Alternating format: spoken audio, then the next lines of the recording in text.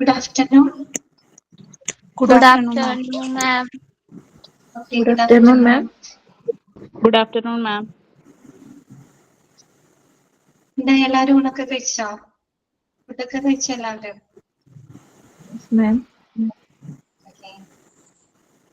അപ്പൊ ശരി, നമുക്ക് തുടങ്ങാം കേട്ടോ. അൺമ്യൂട്ട് ചെയ്യാണേ, അൺമ്യൂട്ട് കൊടുക്കാണ് കേട്ടോ.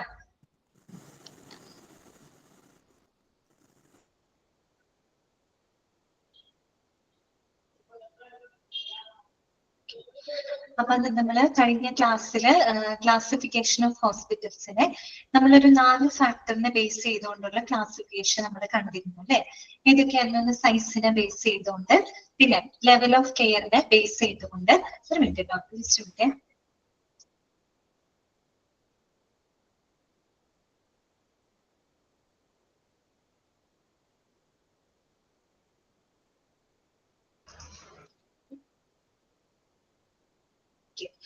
Level of care. പിന്നെ മൂന്നാമത്തെ നമ്മൾ എന്താ പറഞ്ഞത്?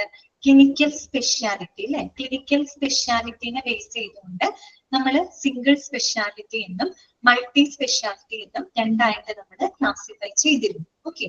പിന്നെ നമ്മൾ പറഞ്ഞത് നാലാമത്തെ ഫാക്ടർ ഓണർഷിപ്പ് ആണ് അല്ലെ. ഉടമസ്ഥ അവകാശത്തിനെ ബേസ് ചെയ്തുകൊണ്ട് നമ്മൾ എത്രയായിട്ടാണ് ക്ലാസിഫൈ ചെയ്തത്? രണ്ടായിട്ടാണ് നമ്മൾ ക്ലാസിഫൈ ചെയ്തത് അല്ലെ. ഏതൊക്കെയായിരുന്നു? പബ്ലിക് ഹോസ്പിറ്റൽസ് ഉണ്ട്, പ്രൈവറ്റ് ഹോസ്പിറ്റൽസ് ഉണ്ട്. അപ്പൊ അതിന് ഓരോന്നിനും നമ്മൾ എക്സാമ്പിളുകളൊക്കെ പറഞ്ഞിട്ട് അത് ഇമ്പോർട്ടന്റ് ആണ്. പബ്ലിക് ഹോസ്പിറ്റലിനകത്ത് നമ്മൾ സെൻട്രൽ ഗവൺമെന്റ് ഹോസ്പിറ്റലുകൾക്ക് എക്സാമ്പിൾ പറഞ്ഞത് എയിംസും അതുപോലെ തന്നെ PGI ആണ് കേട്ടോ. അതിന്റെ ഫുൾ ഫോം പഠിച്ചു വെക്കണം കേട്ടോ. കഴിഞ്ഞ ക്ലാസ്സിൽ പറഞ്ഞിരുന്നു നമ്മള് all India institute of medical സയൻസും PGI എന്ന് പറഞ്ഞാല് പോസ്റ്റ് ഗ്രാജുവേറ്റ് ഇൻസ്റ്റിറ്റ്യൂട്ട് എന്നാണ് കേട്ടോ. പിന്നെ രണ്ടാമത്തെ നമ്മൾ പറഞ്ഞു സ്റ്റേറ്റ് ഗവൺമെന്റ് കീഴിലുള്ളതിന് എക്സാമ്പിൾ ഏതാ പറഞ്ഞത്? ഡിസ്ട്രിക്ട് ഹോസ്പിറ്റൽസ് ആണ് അല്ലെ. ജില്ലാ ആശുപത്രികളാണ് എക്സാമ്പിൾ പറയുന്നത്. പിന്നെ മുനിസിപ്പൽ ഹോസ്പിറ്റൽസ് ആരാണ്? ഇറ്റ് ഈസ് എന്താണ്? ഗവേർണഡ് ബൈ ദ ഡിസ്ട്രിക്ട് അഡ്മിനിസ്ട്രേഷൻ. അത് എടുത്ത് ചോദിച്ചിട്ടുണ്ട് കേട്ടോ. ജില്ലാ ഭരണകൂടം അത് മാനേജ് ചെയ്യുന്ന ഹോസ്പിറ്റൽസ് ആണ് മുനിസിപ്പൽ ഹോസ്പിറ്റൽസ്. പിന്നെ എന്താണ്? PSU ഹോസ്പിറ്റൽ അല്ലെ. PSU എന്താണ്? പബ്ലിക് സെക്ടർ അണ്ടർടേക്കിംഗ് എന്നാണ് കേട്ടോ. പൊതുമേഖലാ സ്ഥാപനങ്ങൾ എന്നൊക്കെ നമ്മൾ പറഞ്ഞു. പൊതുമേഖലയിൽ പ്രവർത്തിക്കുന്ന ഹോസ്പിറ്റലുകളാണ് കേട്ടോ. അതിന് എക്സാമ്പിൾ റെയിൽവേ ഹോസ്പിറ്റലുകളൊക്കെ അതിന് എക്സാമ്പിൾ ആണ്. പിന്നെ നമ്മൾ പറഞ്ഞത് പ്രൈവറ്റ് ഹോസ്പിറ്റൽ ആണ്. അത് തന്നെ 4 വിഭാഗമുണ്ട്.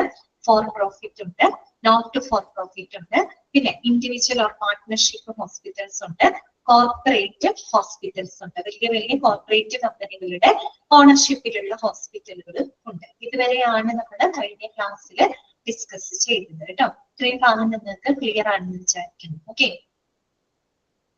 പേജ് നമ്പർ ഒന്ന് പറഞ്ഞു കൊടുക്കോ? നിങ്ങളുടെ ഗ്രൂപ്പിൽ ആരെങ്കിലും പേജ് നമ്പർ? ഓക്കെ. ബാക്കിയുള്ള ഭാഗങ്ങൾ നോക്കാം കേട്ടോ. ഇനി നമുക്ക് പഠിക്കാനുള്ളത് 5ാമത്തെ ഫാക്ടർ ആണ് കേട്ടോ. 5ാമത്തെ ഫാക്ടർ ഏതാണ്? സിസ്റ്റം ഓഫ് മെഡിസിൻ ആണ് കേട്ടോ. സിസ്റ്റം ഓഫ് മെഡിസിൻ എന്ന് പറഞ്ഞാൽ എന്താണ്? ചികിത്സാ രീതി അല്ലെ, അല്ലെങ്കിൽ ചികിത്സാ സമ്പ്രദായം. അതിനെ ബേസ് ചെയ്തിട്ട് നമ്മൾ എങ്ങനെയൊക്കെയാണ് ഹോസ്പിറ്റലിനെ ക്ലാസിഫൈ ചെയ്യുന്നത് നമുക്ക് അറിയാവുന്നതാണ് അല്ലെ. അലോപ്പതിക് ഹോസ്പിറ്റലുകളുണ്ട്, ആയുർവേദമുണ്ട്, ഹോമിയോപ്പതിക് ഹോസ്പിറ്റൽ ഉണ്ട്, യുനാനി ഹോസ്പിറ്റലുകളുണ്ട്. ഇതൊക്കെ എന്താണ്? ഓരോ സിസ്റ്റം ഓഫ് മെഡിസിൻസ് ആണ്. അത് തന്നെയാണ് അതിന്റെ ക്ലാസിഫിക്കേഷൻ ആയിട്ട് പറയുന്നത് കേട്ടോ. നമുക്ക് ജസ്റ്റ് ഒന്ന് വായിച്ചു നോക്കാം. ടെക്സ്റ്റ് ഇല്ലല്ലോ, അപ്പൊ നിങ്ങൾ സ്ക്രീനിൽ നോക്കാം കേട്ടോ. System of medicine. In the modern world, allopathy is mainly used as a system of medicine. Okay. ഏറ്റവും കൂടുതൽ നമ്മുടെ ലോകത്ത് എടുക്കുകയാണെങ്കിൽ ഏറ്റവും കൂടുതൽ ഏത് സിസ്റ്റം ഓഫ് മെഡിസിൻ ആണ് നിലനിൽക്കുന്നത്? അലോപ്പതി ആണ് കേട്ടോ. അലോപ്പതിക് സിസ്റ്റം ഓഫ് മെഡിസിൻ ആണ് എന്താണ് ഏറ്റവും കൂടുതലായിട്ടുള്ളത്. However, in India, Ayurveda, homeopathy, and the Unani are also acknowledged system of medicine and preferred by the many people. നമ്മുടെ ഇന്ത്യയിലോട്ട് വരികയാണെങ്കിൽ നമ്മുടെ ഇന്ത്യയില് എല്ലാ സിസ്റ്റം ഓഫ് മെഡിസിൻസും നിലവിലുണ്ട് അല്ലെ. അലോപ്പതി മാത്രമല്ല അല്ലെ, ആയുർവേദം ഉണ്ട്, ഹോമിയോപ്പതി ഉണ്ട്, യുനാനി ഉണ്ട്. അപ്പൊ നമ്മുടെ ഇന്ത്യയിൽ എടുക്കുകയാണെങ്കിൽ എല്ലാ സിസ്റ്റം ഓഫ് മെഡിസിൻസ് ഇവിടെ നിലനിൽക്കുന്നുണ്ട്. കൂടുതൽ ആളുകളും അത് ഇപ്പൊ എല്ലാവരും അലോപ്പതി തന്നെയല്ല. ചില ആളുകൾക്ക് ആയുർവേദം ആയിരിക്കും കുറേ കൂടെ അവർ ഓപ്റ്റ് ചെയ്യുന്നതായിരിക്കാം. ഹോമിയോപ്പതി ഓപ്റ്റ് ചെയ്യുന്ന ആളുകളുണ്ട്.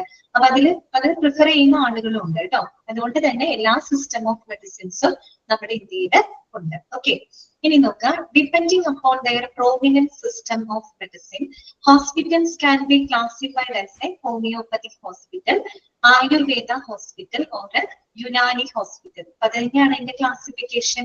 എങ്ങനെയൊക്കെയാണ് നമ്മൾ തിരിക്കുന്നത്? Allopathic hospital, Ayurveda, Unani hospital, homeopathic hospital, അങ്ങനെ നമ്മൾ പലതായിട്ട് ക്ലാസിഫൈ ചെയ്യും. ഓക്കെ, പിന്നെന്താണ്? Even though such hospitals are few in numbers, there is an increasing interest of people in availing the treatment of the system of medicines. പക്ഷെ നമ്മൾ എണ്ണത്തിൽ നോക്കുകയാണെങ്കിൽ allopathic ഹോസ്പിറ്റലിൽ ധാരാളം ഉണ്ട്. പക്ഷെ നമ്മൾ ആയുർവേദം, ഹോമിയോപ്പതി, യുനാനി ഒക്കെ എടുത്ത് നോക്കുകയാണെങ്കിൽ അത്തരം ഹോസ്പിറ്റലുകളുടെ എണ്ണം വളരെയധികം എന്താണ്? കുറവാണ്. ഓക്കെ, വളരെയധികം കുറവാണ് അല്ലെ. അപ്പൊ അങ്ങനെയുള്ള യുനാനി ചികിത്സകളൊക്കെ ഉണ്ട് കേട്ടോ. അതായത് ആയുർവേദ ആകുമ്പോൾ ആയുർവേദ അറിയും, ഹോമിയോപ്പതി, പിന്നെ യുനാനി എന്ന് പറയുന്നത് ശരിക്കും എന്താണ്? നമ്മുടെ ഗ്രീസിൽ നിന്നും ഒറിജിനേറ്റ് ചെയ്ത് വന്നിട്ടുള്ള ഒരു സിസ്റ്റം ഓഫ് മെഡിസിൻ ആണ് ശരിക്കും യുനാനി എന്ന് പറയുന്നത് കേട്ടോ. അപ്പൊ ശരിക്കും നമ്മൾ വിചാരിക്കുക അറബിക് ആ ഒരു കാലഘട്ടത്തില് ആ സമയത്താണ് ആ ഒരു ചികിത്സാ രീതി കുറേം കൂടെ പോപ്പുലറൈസ് ആയത് ആ സമയത്താണ്. പക്ഷെ അത് ഒറിജിനേറ്റ് ചെയ്ത് വന്നത് ഗ്രീസിൽ നിന്നുള്ള ഒരു സിസ്റ്റം ഓഫ് മെഡിസിൻസ് ആണ് കേട്ടോ. കുറെ കൂടെ ഡീറ്റെയിൽഡ് ആയിട്ട് നിങ്ങൾ ഹെൽത്ത് കെയർ സിസ്റ്റം പഠിക്കുമ്പോൾ പഠിക്കും കേട്ടോ. ആയുഷ് എന്നൊക്കെ പറഞ്ഞ് പഠിക്കാനുണ്ട് നിങ്ങൾക്ക് അല്ലെ. ഓക്കെ, അപ്പം ഇത്തരത്തിലുള്ള ഹോസ്പിറ്റലുകൾ വളരെയധികം കുറവാണ്, എണ്ണത്തിൽ ഒരുപാട് കുറവാണ്. അങ്ങനെയാണ് അതിനെ ക്ലാസിഫൈ ചെയ്തിരിക്കുന്നത് കേട്ടോ. ഓക്കെ, ഇത്രയേ ഉള്ളൂ അതിനകത്ത് പറയുന്നത് കേട്ടോ, system of medicine. Okay, clear ആണോ? ഓക്കെ അല്ലേ? മനസ്സിലായോ? അടുത്തത് കേട്ടോ, ആറാമത്തെ ഫാക്ടർ ഇതാണ്. ഇതൊക്കെ ലെങ്ത് ഓഫ് സ്റ്റേ ആണ് കേട്ടോ. ലെങ്ത് ഓഫ് സ്റ്റേ അഥവാ താമസത്തിന്റെ ദൈർഘ്യമാണ് കേട്ടോ. അതായത് ഈ പറയുന്ന പേഷ്യൻസ് അവരുടെ ട്രീറ്റ്മെന്റിന്റെ ഭാഗമായിട്ട് ഹോസ്പിറ്റലിൽ അവർക്ക് ചെലവഴിക്കേണ്ടി വരുന്ന ആ ഒരു സ്റ്റേ ചെയ്യേണ്ടതായിട്ട് വരുന്ന ആ ഒരു ഡ്യൂറേഷൻ അല്ലെ, ആ ഒരു ലെങ്ത്, അതിനെ ബേസ് ചെയ്തുകൊണ്ട് നമുക്ക് ഹോസ്പിറ്റലിനെ ക്ലാസിഫൈ ചെയ്യാം. എത്രയായിട്ടാണ് നമ്മൾ ക്ലാസിഫൈ ചെയ്യുന്നത്? രണ്ടായിട്ടാണ് നമ്മൾ അതിനെ ക്ലാസിഫൈ ചെയ്യുന്നത്. ഇതൊക്കെയാണെന്ന് അറിയാമോ? ഒന്ന് ഷോർട്ട് സ്റ്റേ ഹോസ്പിറ്റൽസ്, രണ്ടാമത്തത് ലോങ് സ്റ്റേ ഹോസ്പിറ്റൽസ്. എത്രയായിട്ടാണ്? രണ്ടായിട്ടാണ് ക്ലാസിഫൈ ചെയ്യുന്നത്. നമുക്ക് വായിക്കാതെ on the basis of length of stay generally needed for a patient in a hospitals can be classified as a long stay hospitals and short stay hospitals. അപ്പൊ എങ്ങനെയാണ് തരംതിരിക്കുന്നത്? രണ്ടായിട്ടാണ്. Short stay hospitals ഉണ്ട്, long stay hospitals ഉണ്ട്. അത് important ആണ്, not ചെയ്ത് വെക്കുന്നത് കേട്ടോ. ആദ്യത്തെ നോക്കാം, ഷോർട്ട് സ്റ്റേ ഹോസ്പിറ്റൽസ്. അത് നമുക്ക് കേൾക്കുമ്പോൾ തന്നെ അറിയാം അല്ലെ, എന്തായിരിക്കും? The patients in short stay hospitals are required to be admitted for a relatively shorter period, such as 1 or 2 days up to 20 days. അതൊന്ന് അണ്ടർലൈൻ ചെയ്ത് വെക്കാം. ടെക്സ്റ്റ് ഉള്ളവർ അണ്ടർലൈൻ ചെയ്ത് വെക്കാം, അല്ലാത്തവരൊന്ന് നോട്ട് ചെയ്ത് വെക്കാം കേട്ടോ. എത്ര നാളാണ് പറയണേ? 1 or 2 days up to 20 days. അതായത് കൂടി വരുന്നോ 1 or 2 ദിവസം. മാക്സിമം പോയി കഴിഞ്ഞാല് ഒരു 20 ദിവസം വരെയൊക്കെ പേഷ്യന്റ് എന്താണ് ട്രീറ്റ്മെന്റിനായിട്ട് സ്റ്റേ ചെയ്യുന്ന ഹോസ്പിറ്റലുകൾ. അതിനെയാണ് നമ്മൾ എന്ത് പറയുന്നത്? ഷോർട്ട് സ്റ്റേ ഹോസ്പിറ്റൽ എന്ന് പറയുന്നത്. പേജ് നമ്പർ സനുഷ 10 ആണെന്ന് തോന്നുന്നു കേട്ടോ. എനിക്ക് പേജ് നമ്പർ അറിയില്ല, ഞാൻ PDF ഇട്ടിട്ടാണ് ക്ലാസ് എടുക്കുന്നത് കേട്ടോ. നിങ്ങൾക്കാണ് അറിയാൻ പറ്റുള്ളൂ, നിങ്ങളുടെ text book. Okay, page number 11 ആണ് കേട്ടോ. അപ്പോ എന്താണ്, ഇത് അണ്ടർലൈൻ ചെയ്ത് വെക്കാം കേട്ടോ. 1 or 2 ദിവസം മാക്സിമം പോയി കഴിഞ്ഞാല് 20 ദിവസം വരെ എന്താണ് ട്രീറ്റ്മെന്റിന്റെ ഭാഗമായിട്ട് എന്താണ് സ്റ്റേ ചെയ്യേണ്ടി വരുന്ന ഹോസ്പിറ്റലുകൾ. അതിനെയാണ് നമ്മൾ എന്ത് പറയുന്നത്? ഷോർട്ട് സ്റ്റേ ഹോസ്പിറ്റൽസ് എന്ന് പറയുന്നത് കേട്ടോ. ഓക്കെ, അണ്ടർലൈൻ ചെയ്ത് വെക്കാം കേട്ടോ. ആ ഒരു ഡേയ്സിന്റെ എണ്ണം അവിടെ അണ്ടർലൈൻ ചെയ്ത് വെക്കാം.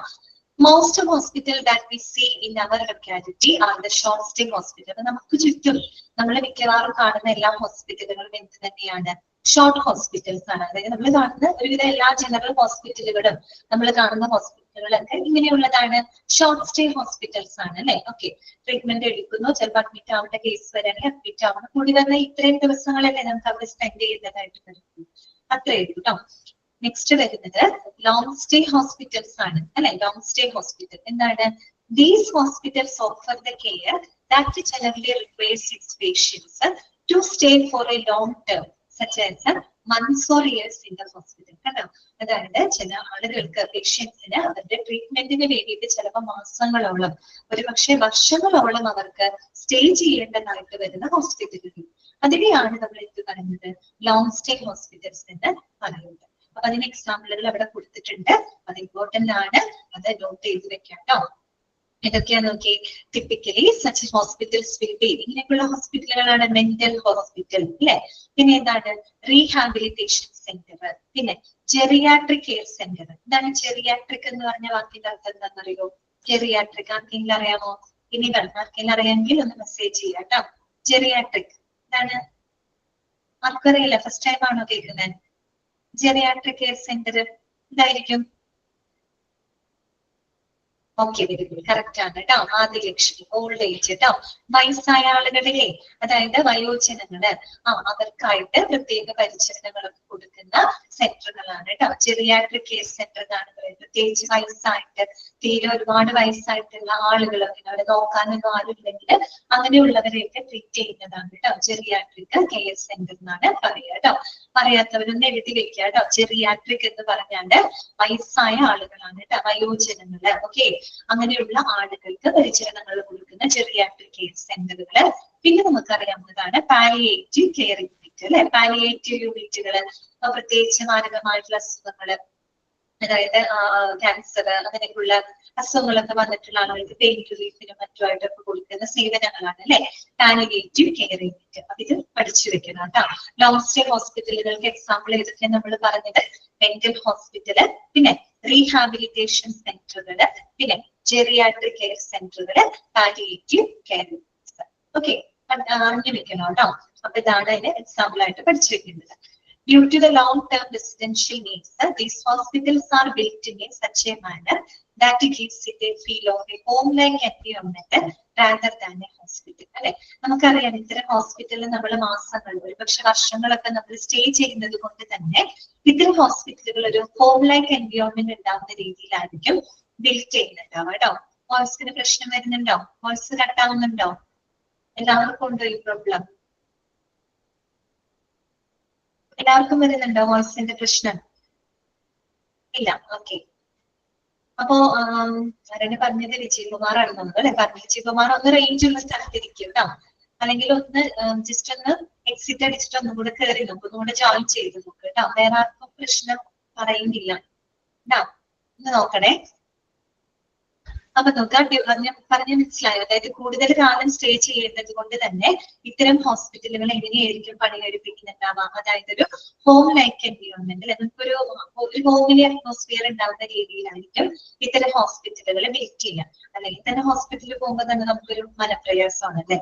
അപ്പൊ കുറെ നാളുകളോളൊക്കെ സ്റ്റേ ചെയ്യേണ്ടി വരുമ്പോൾ നമുക്ക് അവിടെ ഒരു നല്ലൊരു ഹോമിലി അറ്റ്മോസ്ഫിയർ ആണ് നമുക്ക് അവിടെ അല്ലെ. ഓക്കെ, ഇത്രയേ ഉള്ളൂ പഠിക്കാനായിട്ട്. വളരെ എളുപ്പമുള്ള ചാപ്റ്റർ അല്ലേ. അപ്പൊ നമ്മള് പഠിച്ച കാര്യങ്ങൾ ഇത്രയേ ഉള്ളൂ. ക്ലാസിഫിക്കേഷൻ ആണ്, അതിന്റെ കുറെ എക്സാമ്പിളുകൾ, അതിൻ്റെതായ ക്യാരക്ടറിസ്റ്റിക്സ്, പിന്നെ അതിന്റെ കുറെ ലിമിറ്റേഷൻസുകളൊക്കെ നമ്മൾ മനസ്സിലാക്കി. 6 ഫാക്ടറിനെ ബേസ് ചെയ്തിട്ടാണ് നമ്മൾ ക്ലാസിഫൈ ചെയ്തത്. സൈസിനെ ബേസ് ചെയ്ത് 3ആയിട്ട്, സ്മോൾ ഹോസ്പിറ്റല്, മിഡ്, അതുപോലെ തന്നെ ലാർജ് ഹോസ്പിറ്റൽ. അവിടെ നമ്മൾ സൈസ് എന്ന് ഉദ്ദേശിക്കുന്ന നമ്പർ ഓഫ് ഇൻപേഷ്യന്റ് ബെഡ്സ് ആണ് കേട്ടോ. ബെഡുകളുടെ എണ്ണമൊക്കെ നോട്ട് ചെയ്ത് വെക്കാം. ലെവൽ ഓഫ് കെയറിനെ ബേസ് ചെയ്തിട്ട് 3ആയിട്ട് നമ്മൾ തരംതിരിച്ചു. ഏതൊക്കെയായിരുന്നു? പ്രൈമറി കെയർ ഹോസ്പിറ്റൽ എക്സാമ്പിൾ പഠിച്ചു വെക്കാം. PHC കേട്ടോ, പ്രൈമറി ഹെൽത്ത് സെന്റർ, പ്രാഥമിക ആരോഗ്യ കേന്ദ്രം കേട്ടോ. സെക്കൻഡറി കെയറിന്റെ എക്സാമ്പിൾ ഏതൊക്കെയാണ് നമ്മൾ പറഞ്ഞത്? District hospital, divisional hospitals, CHC അല്ലെ, കമ്മ്യൂണിറ്റി ഹെൽത്ത് സെന്റർ. 3ആമത്തെ ടെർഷ്യറി കെയറിന്റെ എക്സാമ്പിൾ ഏതാ നമ്മൾ പറഞ്ഞത്? ഗവൺമെന്റ് മെഡിക്കൽ കോളേജ് ആണ് കേട്ടോ. എല്ലാം നമ്മൾ ഗവൺമെന്റ് സിസ്റ്റത്തിലൂടെയുള്ള എക്സാമ്പിൾ ആണ് നോക്കി കാണുന്നത്. അപ്പൊ അതിന്റെ എക്സാമ്പിൾ പറഞ്ഞത് മെഡിക്കൽ കോളേജ് ആണ്. പിന്നെ ക്ലിനിക്കൽ സ്പെഷ്യാലിറ്റി അല്ലെ, 3ആമത്തെ ഫാക്ടർ. ഇത്രയായിട്ട് നമ്മൾ തരംതിരിച്ചത് 2ആയിട്ട്. ഏതൊക്കെയായിരുന്നു? സിംഗിൾ സ്പെഷ്യാലിറ്റി എന്നും മൾട്ടി സ്പെഷ്യാലിറ്റി. പിന്നെ 4ആമത്തെ എന്തായിരുന്നു? ഓണർഷിപ്പിനെ ബേസ് ചെയ്തിട്ട് എത്രയായിട്ട് ക്ലാസിഫൈ ചെയ്ത്? 2ആയിട്ട്. ഇതൊക്കെയാണ് പബ്ലിക് ഹോസ്പിറ്റൽ ഉണ്ട്, പ്രൈവറ്റ് ഹോസ്പിറ്റൽ ഉണ്ട്. അതിന്റെ തന്നെ 4 ഡിവിഷൻസ് വരുന്നുണ്ട്. അതിന്റെ എക്സാമ്പിൾ ഒക്കെ മനസ്സിലാക്കി വെക്കുക കേട്ടോ. പിന്നെ സിസ്റ്റം ഓഫ് മെഡിസിനെ ബേസ് ചെയ്തിട്ട് നമ്മൾ അലോപ്പതി, ആയുർവേദ, ഹോമിയോപ്പതി, യുനാനി അങ്ങനെയൊക്കെയാണ് നമ്മൾ ക്ലാസിഫൈ ചെയ്തത്. ലെങ്ത് ഓഫ് സ്റ്റേനെ ബേസ് ചെയ്തുകൊണ്ട് 2ആയിട്ടാണ് ഷോർട്ട് സ്റ്റേ ഹോസ്പിറ്റൽസും ലോങ് സ്റ്റേ ഹോസ്പിറ്റലും. ഷോർട്ട് സ്റ്റേക്ക് എക്സാമ്പിൾ ജനറൽ ഹോസ്പിറ്റലുകളാണ് കേട്ടോ. പൊതുവെ നമ്മുടെ ചുറ്റും കാണുന്ന ഹോസ്പിറ്റലുകളൊക്കെ ഷോർട്ട് സ്റ്റേക്ക് ഹോസ്പിറ്റലാണ്. ലോങ് സ്റ്റേക്ക് എക്സാമ്പിൾ ഇതൊക്കെയാണ് mental hospital, rehabilitation centre, geriatric care centre, palliative care units, ഇത്രയൊക്കെയാണ്. ഓക്കെ ആണോ? മനസ്സിലായോ? ചാപ്റ്റർ എളുപ്പമല്ലേ? എളുപ്പമുള്ള ചാപ്റ്റർ അല്ലേ? സിമ്പിൾ അല്ലേ? ഓക്കെ. അപ്പൊ ഇനി നമുക്ക് അവിടെ പഠിക്കാനുള്ളത് കുറച്ച് അബ്രീവിയേഷൻസ് ആണ് കേട്ടോ. അബ്രീവിയേഷൻസ് എന്ന് പറഞ്ഞാൽ എന്താണ്? ചുരുക്കെഴുത്തുകൾ അല്ലെ? ഓക്കെ, അത് കുറച്ച് അവിടെ കൊടുത്തിട്ടുണ്ട്, അത് പഠിച്ചു വെക്കണം കേട്ടോ. ഓക്കെ, അബ്രീവിയേഷൻസ് കേട്ടോ. ഒന്നാമത്തെ നോക്കിയേ, PHC. നമ്മൾ ഇതിൽ തന്നെ പഠിച്ചതാണ്, പലതവണ ചോദിച്ചതാണ് കേട്ടോ. നിങ്ങൾക്ക് അറിയുന്നുണ്ടാവും. എന്താണ് PHC? Primary health care centre കേട്ടോ. പ്രൈമറി ഹെൽത്ത് കെയർ സെന്റർ, പ്രാഥമിക ആരോഗ്യ കേന്ദ്രങ്ങൾ കേട്ടോ. അടുത്തതാണ് FHC. FHC എന്താണ്? ഫാമിലി ഹെൽത്ത് സെന്റർ ആണ് കേട്ടോ. കുടുംബാരോഗ്യ കേന്ദ്രങ്ങൾ എടുത്തിട്ടുണ്ടോ? കുറച്ചും കൂടെ വിപുലമായിട്ടുള്ള പരിചരണങ്ങളായിരിക്കും FHC പ്രൊവൈഡ് ചെയ്യുന്നത് കേട്ടോ. PHC-നേക്കാളും കുറച്ചും കൂടെ എന്താണ് വിപുലമായിട്ടുള്ള ട്രീറ്റ്മെന്റ് മറ്റൊക്കെയാണ് അവിടെ കൊടുക്കുന്നത് കേട്ടോ. FHC നിങ്ങൾ ജസ്റ്റ് എക്സ്പാൻഷൻ മാത്രം മനസ്സിലാക്കി വെക്കാം. Family health centre. അടുത്തതാണ് CPHC. എന്താണ് CPHC? ഇതാണ് expansion. Comprehensive primary health care എന്നാണ് കേട്ടോ. Comprehensive primary health care. Okay, അടുത്തതാണ് ഇമ്പോർട്ടന്റ് ആയിട്ടുള്ളത് PHC ഇമ്പോർട്ടന്റ് ആണ് കേട്ടോ. PHC ഇമ്പോർട്ടന്റ് ആണ്. അടുത്തത് SWAD എന്നാണ് കേട്ടോ. SWAD ടെക്സ്റ്റിൽ കറക്റ്റ് ആണെന്ന് തോന്നുന്നു. SWAAD എന്നാണ് കേട്ടോ. D തന്നെയല്ലേ എടുക്കുന്നത്? ഓക്കെ, ടെക്സ്റ്റിലുള്ള ഒരു കുറച്ച് പേരല്ലേ ഉള്ളൂ. D എന്നാണ് കേട്ടോ. എന്താണത്? Step wise approach to airway disease എന്നാണ് കേട്ടോ. Step wise approach to airway disease. Airway disease എന്ന് പറഞ്ഞാൽ എന്താണ്? എയർവേ ഡിസീസ് ശ്വാസ സംബന്ധമായിട്ടുള്ള അസുഖങ്ങളിലെ ആസ്മ, അതുപോലെ തന്നെ COPD, അങ്ങനെയൊക്കെ വരുന്ന റെസ്പിറേറ്ററി പ്രോബ്ലംസ് ആണ്. അതാണ് എയർവേ ഡിസീസസ് എന്നുകൊണ്ട് ഉദ്ദേശിക്കുന്നത്. ശ്വാസ സംബന്ധമായിട്ട് വരുന്ന അസുഖങ്ങൾ, അത്തരം അസുഖങ്ങളെ ക്യൂർ ചെയ്യുന്നതിന് വേണ്ടിയിട്ട്, മാനേജ് ചെയ്യുന്നതിന് വേണ്ടിയിട്ട് നമ്മൾ എടുക്കുന്ന ഒരു അപ്രോച്ച്, അതാണ് അവിടെ ഉദ്ദേശിക്കുന്നത് കേട്ടോ. Step wise approach to airway diseases എന്നാണ് അതിന്റെ എക്സ്പാൻഷൻ. അടുത്തത് ഇമ്പോർട്ടന്റ് ആണ് കേട്ടോ. COPD ഇമ്പോർട്ടന്റ് ആണ്. ഇനി ഒരുപാട് ചാപ്റ്ററുകൾ ഇത് വരും കേട്ടോ. COPD എന്താണ്? മൂന്നാമത്തെ പറഞ്ഞല്ലോ, CPHC പറഞ്ഞല്ലോ, കോംപ്രിഹെൻസീവ് പ്രൈമറി ഹെൽത്ത് കെയർ എന്ന് പറഞ്ഞു കേട്ടോ.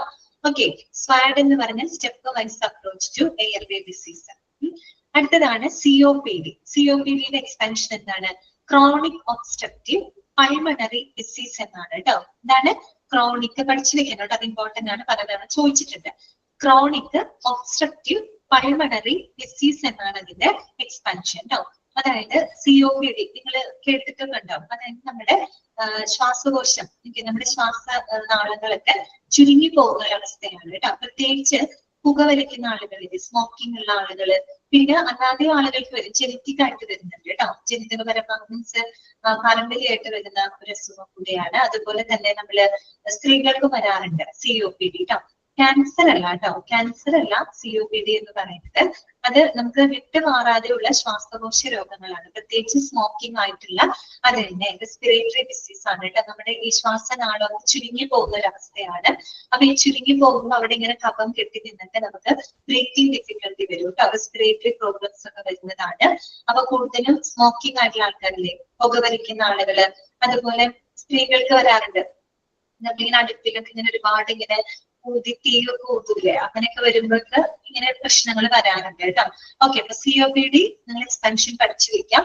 ക്രോണിക് ഒബ്സ്ട്രക്റ്റീവ് പൾമണറി ഡിസീസ് എന്നാണ് കേട്ടോ. ക്രോണിക് ആയിട്ടുള്ള ഒബ്സ്ട്രക്ഷൻ ആണ് അവിടെ, ശ്വാസനാളം അവിടെ തടയപ്പെടുന്ന വെച്ചാൽ അവിടെ ചുരുങ്ങി പോയിട്ട് അവിടെ കഫമൊക്കെ കെട്ടി നിന്ന് നമുക്ക് ശ്വാസം എടുക്കാനുള്ള ഒരു ബുദ്ധിമുട്ട് വരികയാണ് കേട്ടോ COPD. ഓക്കെ, അടുത്തതാണ്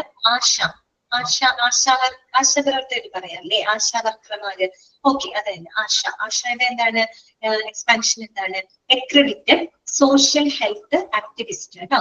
അക്രഡിറ്റഡ് സോഷ്യൽ ഹെൽത്ത് ആക്ടിവിസ്റ്റ്. നമ്മുടെ സെക്രട്ടേറിയറ്റിന്റെ മുമ്പിൽ ആശാപ്രവർത്തകര് സമരമൊക്കെ ഇരിക്കുന്നില്ലേ? ഓക്കെ, അപ്പൊ ആശാപ്രവർത്തകർ അല്ലേ? ഓക്കെ, അതിന്റെ ഫുൾ ഫോം എന്താണ്? Accredited social health activist. ശരിക്കും പറഞ്ഞാല് നമ്മളുടെ ഒരു ഫീമെയിൽ കമ്മ്യൂണിറ്റിന്നാണ് കൂടുതൽ, ഫീമെയിൽ കമ്മ്യൂണിറ്റി ആണ് കേട്ടോ. ഫീമെയിൽസ് ആയിരിക്കും ആശാ വർക്കർമാരായിട്ട് വരുന്നത്. കേട്ടോ.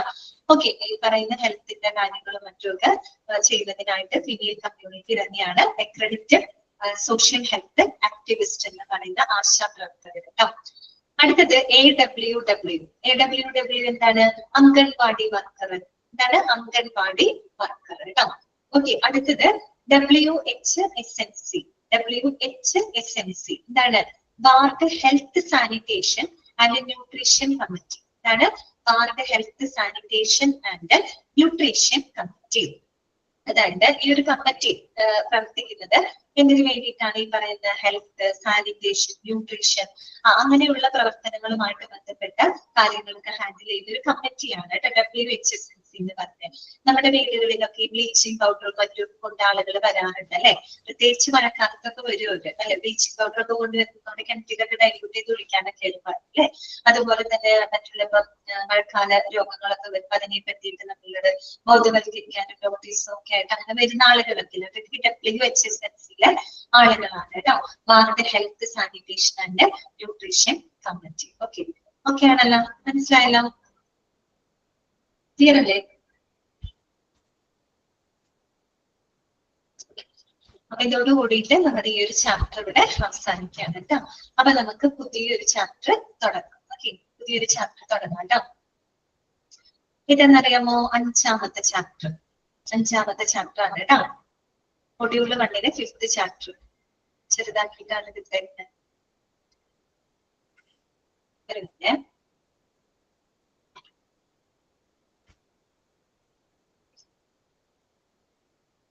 ഓക്കെ, അപ്പൊ ഇനി നമുക്ക് അഞ്ചാമത്തെ ചാപ്റ്റർ പഠിക്കാം. ഓക്കെ, എന്താണ്? ഡിഫറെന്റ് ഡിപ്പാർട്ട്മെന്റ്സ് ഓഫ് ഹോസ്പിറ്റൽ ആണ് കേട്ടോ. ഇത് അത്യാവശ്യം വലിയൊരു ചാപ്റ്റർ ആണ് കേട്ടോ. പക്ഷെ വളരെ ഇമ്പോർട്ടന്റ് ആയിട്ടുള്ള ഒരു ചാപ്റ്റർ ആണ് കേട്ടോ. അതിലൊരു കാര്യം കൂടി നിങ്ങൾ മിസ് ചെയ്യരുത്. ഈ ചാപ്റ്ററെ നിങ്ങൾ മിസ് ചെയ്യരുത് കേട്ടോ. കാരണം ഈ ഒരു ചാപ്റ്ററിൽ നിന്ന് ഒരുപാട് ക്വസ്റ്റ്യൻസുകൾ വരാറുണ്ട്. പിന്നെ നമുക്ക് ഏറ്റവും എന്താ പറയുക, ഈ ഒരു ചാപ്റ്റർ പഠിച്ചു കഴിയുമ്പോൾ നമുക്ക് അത്യാവശ്യം ഹോസ്പിറ്റലിനെ പറ്റി, ഹോസ്പിറ്റലിൽ പ്രവർത്തിക്കുന്ന ഡിപ്പാർട്ട്മെന്റുകളെ പറ്റിയൊക്കെ നമുക്കൊരു ജനറൽ ആയിട്ടുള്ള ഒരു ഐഡിയ ഒക്കെ നമുക്ക് കിട്ടും കേട്ടോ.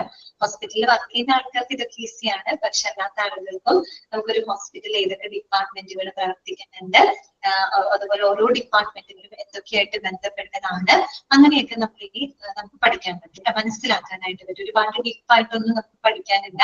വളരെ ജനറൽ ആയിട്ടുള്ള കാര്യങ്ങൾ മാത്രമേ പഠിക്കാൻ എളുപ്പമുള്ള ചാപ്റ്റർ ആണ്. വലുതാണെങ്കിൽ എളുപ്പമാണ് കേട്ടോ. പിന്നെ ഇത് ഇമ്പോർട്ടന്റ് ആയിട്ടുള്ള ഒരു ചാപ്റ്റർ കൂടിയാണ്. അപ്പൊ ഇത് പഠിക്കണം. ഓക്കെ, അപ്പൊ നമുക്ക് നോക്കാം ഡിഫറെന്റ് ഡിപ്പാർട്ട്മെന്റ്സ് ഓഫ് ഹോസ്പിറ്റൽ. ഹോസ്പിറ്റലിലെ വിവിധ ഡിപ്പാർട്ട്മെന്റുകളെ പറ്റിയിട്ടാണ് നമ്മൾ പഠിക്കാനായിട്ട് പോകുന്നത്. അപ്പൊ ആദ്യം ചെറിയൊരു ഫസ്റ്റ് പേജിൽ നിങ്ങൾക്ക് കാണാം ഒരു ഇൻഡെക്സ് പോലെ അവിടെ കൊടുത്തിട്ടുണ്ട് കേട്ടോ. ഈ ഒരു ഇൻഡെക്സ് പോലെ കൊടുത്തിട്ടുണ്ട്. നമ്മൾ ഈ ഒരു ചാപ്റ്ററിനകത്ത് പഠിക്കുന്ന ഒരു കാര്യങ്ങളാണ് അവിടെ ജസ്റ്റ് ഒരു കോളം പോലെ അവിടെ എഴുതിയേക്കണം. ജസ്റ്റ് അതൊന്ന് നോക്കാം കേട്ടോ. ആദ്യമായിട്ട് നമ്മൾ പറയുകയാണെങ്കിൽ ഹോസ്പിറ്റൽ ഡിപ്പാർട്ട്മെന്റ് നമ്മൾ പഠിക്കുമ്പോൾ പ്രധാനമായിട്ടും ഹോസ്പിറ്റൽ ഡിപ്പാർട്ട്മെന്റുകളെ നമ്മൾ 3ആയിട്ട് ക്ലാസിഫൈ ചെയ്തുകൊണ്ടാണ് പഠിക്കുന്നത് കേട്ടോ. 3ആയിട്ട് ഡിവൈഡ് ചെയ്തിട്ടാണ് നമ്മൾ അതിനെ പഠിക്കുന്നത്. ഏതൊക്കെയാണെന്ന് അറിയാം? 3 ഡിവിഷൻസ്. ഒന്നാമത്തത് മെഡിക്കൽ ഡിപ്പാർട്ട്മെന്റ് കേട്ടോ. ഫസ്റ്റ് വൺ എന്താണ്? Medical department. രണ്ടാമത്തത് സപ്പോർട്ടീവ് ഡിപ്പാർട്ട്മെന്റ്. മൂന്നാമത്തത് അഡ്മിനിസ്ട്രേറ്റീവ് ഡിപ്പാർട്ട്മെന്റ്. ക്ലിയർ ആയോ പറഞ്ഞത്? അപ്പൊ നമുക്ക് ഹോസ്പിറ്റലിലെ ഡിപ്പാർട്ട്മെന്റുകളെ നമ്മൾ ആദ്യം 3ആയിട്ട് ഡിവൈഡ് ചെയ്യാണ് കേട്ടോ. ആ 3 ഡിവിഷൻസ് ഇതൊക്കെയാണ്. ഫസ്റ്റ് വൺ മെഡിക്കൽ ഡിപ്പാർട്ട്മെന്റ്, രണ്ടാമത്തത് സപ്പോർട്ടീവ് ഡിപ്പാർട്ട്മെന്റ്, മൂന്നാമത്തത് അഡ്മിനിസ്ട്രേറ്റീവ് ഡിപ്പാർട്ട്മെന്റ്. ഇനി ഓരോ ഡിപ്പാർട്ട്മെന്റുകളെ നമ്മൾ ഡീറ്റെയിൽഡ് ആയിട്ട് തന്നെ നമുക്ക് പഠിക്കാനായിട്ടുണ്ട്. അപ്പൊ നോക്കാം, ഈ കോളം ജസ്റ്റ് ഒന്ന് നോക്കാം. ഒന്ന് ജസ്റ്റ് നമുക്കൊന്ന് പരിചയപ്പെടാൻ വേണ്ടി മാത്രമാണ് അവിടെ കൊടുത്തിരുന്നത്. നോക്കാം, മെഡിക്കൽ ഡിപ്പാർട്ട്മെന്റ്. ആദ്യം നമ്മൾ പറഞ്ഞ മെയിൻ ഡിവിഷൻ എന്താണ്? Medical department. മെഡിക്കൽ ഡിപ്പാർട്ട്മെന്റിന് നമ്മൾ വീണ്ടും 2ആയിട്ട് സബ് ഡിവൈഡ് ചെയ്യാണ് കേട്ടോ. മെഡിക്കൽ ഡിപ്പാർട്ട്മെന്റ് നമ്മൾ വീണ്ടും 2ആയിട്ട് സബ് ഡിവൈഡ് ചെയ്യാണ്. ഏതൊക്കെയാണ്? OPD-യും IPD-യും. അറിയാലോ, OPD എന്താണ്? ഔട്ട് പേഷ്യന്റ് ഡിപ്പാർട്ട്മെന്റ് കേട്ടോ. OPD എന്താണെന്ന് ഔട്ട് പേഷ്യന്റ് ഡിപ്പാർട്ട്മെന്റ്. IPD എന്താണ്? In patient department. Okay, clear? അതാണ് 2 സബ് ഡിവിഷൻസ്. അവിടെ ഇരിക്കട്ടെ, നമുക്ക് അതൊക്കെ ഡീറ്റെയിൽ ആയിട്ട് പഠിക്കാനുണ്ട് കേട്ടോ. പിന്നെ രണ്ടാമത്തെ എന്താണ്? സപ്പോർട്ടീവ് ഡിപ്പാർട്ട്മെന്റ് ആണ് അല്ലെ. സപ്പോർട്ടീവ് ഡിപ്പാർട്ട്മെന്റിനെ നമ്മൾ 4ആയിട്ട് അവിടെ സബ് ഡിവൈഡ് ചെയ്തിട്ടുണ്ട് കേട്ടോ. അതിന് വീണ്ടും 4ആയിട്ടാണ് സബ് ഡിവൈഡ് ചെയ്തിട്ടുള്ളത്. ഏതൊക്കെയാണ്? ഒന്ന് വന്നിട്ട് തെറാപ്യൂട്ടിക്. Okay, therapeutic. രണ്ടാമത്തത് ജനറൽ, മൂന്നാമത്തത് ഡയഗ്നോസ്റ്റിക്സ്, നാലാമത്തത് ഇൻഫർമേറ്റീവ്. ഓക്കെ, സപ്പോർട്ടീവ് ഡിപ്പാർട്ട്മെന്റിനെ നമ്മൾ 4 സബ് ഡിവിഷൻ ആക്കി. ഇതൊക്കെയാണ് തെറാപ്യൂട്ടിക്, ജനറൽ, ഡയഗ്നോസ്റ്റിക്സ്, ഇൻഫർമേറ്റീവ്. ഇനി അതിന്റെ അണ്ടറിൽ എന്തൊക്കെയാ വരുന്നത് നമുക്ക് നോക്കാം. ഫസ്റ്റ് വൺ എന്താണ്? തെറാപ്യൂട്ടിക് അല്ലെ. തെറാപ്യൂട്ടിക് എന്ന് പറയുമ്പോൾ എന്താണ്? ട്രീറ്റ്മെന്റ് സംബന്ധമായിട്ട് അല്ലെ, ചികിത്സാ സംബന്ധമായിട്ടുള്ള കാര്യങ്ങൾ. അതിനകത്ത് എന്തൊക്കെ വരുന്നുണ്ട്? ഫാർമസി വരുന്നുണ്ട് കേട്ടോ, ഫാർമസി. അതുപോലെ തന്നെ എന്താണ്? Physiotherapy, dietetics. ഇതിങ്ങനെ കാണാണ്ട് പഠിക്കേണ്ട കേട്ടോ. ഇതിന്റെ ഇമ്പോർട്ടന്റ് അല്ല, നമുക്ക് ഈ ഒരു ചാപ്റ്ററിനകത്ത് പഠിക്കാൻ പോകുന്ന കാര്യങ്ങളെ പറ്റിയിട്ട് ഒരു ഐഡിയ തരാൻ വേണ്ടി മാത്രമാണ് കേട്ടോ ഇവിടെ ഇങ്ങനെ എഴുതിയിരിക്കുന്നത്. നമ്മൾ ഡീറ്റെയിൽഡ് ആയിട്ട് പഠിക്കുന്നുണ്ട്. ഓക്കെ, ഇതൊക്കെയാ ഫാർമസി, ഫിസിയോതെറാപ്പി, ഡയറ്ററ്റിക്സ് കേട്ടോ. ഓക്കെ, ജനറൽ വിഭാഗത്തിൽ എന്തൊക്കെ വരുന്നുണ്ട്? CSST, അതുപോലെ തന്നെ CSSTയുടെ ഫുൾ ഫോം അറിയണം കേട്ടോ. CSSTയുടെ ഫുൾ ഫോം ഒന്ന് നോട്ട് ചെയ്ത് വെക്കാം. സെൻട്രൽ എഴുതിക്കോട്ടോ, സെൻട്രൽ. ഓക്കെ, ആദിലക്ഷ്മി കറക്റ്റ് ആണ് കേട്ടോ. സെൻട്രൽ സ്റ്റീറൈൽ സപ്ലൈ ഡിപ്പാർട്ട്മെന്റ് എന്നാണ് കേട്ടോ. Central sterile supply department. അറിയാത്തവർ എഴുതി വെക്കാട്ടോ, അറിയുന്നവരൊന്നും എഴുതണ്ട. അറിയാത്ത ആളുകൾ ഉണ്ടെങ്കിൽ എഴുതി വെക്കാട്ടോ. സെൻട്രൽ സ്റ്റീറൈൽ സപ്ലൈ ഡിപ്പാർട്ട്മെന്റ് കേട്ടോ. അതായത് നമ്മുടെ ഹോസ്പിറ്റലിൽ മൊത്തം അണുവിമുക്തമാക്കി സൂക്ഷിക്കാൻ വേണ്ടിയിട്ട് പ്രവർത്തിക്കുന്ന ഒരു ഡിപ്പാർട്ട്മെന്റ് ആണ് കേട്ടോ CSST. ഇതിൽ പറയുന്ന എല്ലാ ഡിപ്പാർട്ട്മെന്റുകളും നിങ്ങൾ ഓരോരോ സെപ്പറേറ്റ് ചാപ്റ്റർ ആയിട്ട് തന്നെ പഠിക്കും. ഓക്കെ, CSST കിട്ടിയെന്ന് വിചാരിക്കുന്നു. പിന്നെ ഹൗസ് കീപ്പിംഗ്, കിച്ചൺ, അതുപോലെ തന്നെ ലോണ്ടറി, സെക്യൂരിറ്റി, മെയിന്റനൻസ്, മോർച്ചറി, ഇത്രയും ഭാഗങ്ങൾ വരുന്നത് ജനറൽ വിഭാഗത്തിൽ ഉൾപ്പെടുത്തിയിട്ടാണ് കേട്ടോ. ഓക്കെ, പിന്നെ മൂന്നാമത്തെ സബ് ഡിവിഷൻ എന്താണ്? ഡയഗ്നോസ്റ്റിക്സ് ആണ്. ഡയഗ്നോസ്റ്റിക്സ് എന്ന് പറയുമ്പോൾ എന്താണ്? രോഗനിർണയമാണ് അല്ലെ. എങ്ങനെയൊക്കെ നമുക്ക് നമ്മുടെ രോഗം ഡയഗ്നോസ് ചെയ്യാൻ പറ്റാം? ഏതൊക്കെ രീതിയിൽ നമുക്ക് രോഗത്തെ ഡയഗ്നോസ് ചെയ്യാൻ പറ്റാം? ലാബ് ടെസ്റ്റുകളിലൂടെ നമുക്ക് രോഗം ഡയഗ്നോസ് ചെയ്തൂടെ? അതുപോലെ തന്നെ നമുക്ക് റേഡിയോളജി ടെസ്റ്റിലൂടെ, അതായത് നമ്മുടെ സ്കാനിങ്, എക്സ്റേ, അങ്ങനെ നമുക്ക് എന്ത് ചെയ്യാൻ പറ്റും? നമ്മുടെ രോഗം ഡയഗ്നോസ് ചെയ്യാൻ പറ്റും അല്ലെ. അപ്പൊ ഡയഗ്നോസ്റ്റിക്സ് വിഭാഗത്തിൽ ആരൊക്കെ വരിക? ലബോറട്ടറി വരും, റേഡിയോളജി അല്ലെ. ലാബ് ടെസ്റ്റുകളിലൂടെ നമുക്ക് രോഗം ഡയഗ്നോസ് ചെയ്യാം. റേഡിയോളജി ടെസ്റ്റ് അല്ലെ, സ്കാനിങ്, എക്സ്റേ, MRI, CT ഇങ്ങനെയൊക്കെയുള്ള റേഡിയോളജി ടെസ്റ്റിലൂടെ നമ്മൾ പല വിധത്തിലുള്ള രോഗങ്ങൾ ഡയഗ്നോസ് ചെയ്യുന്നുണ്ട്.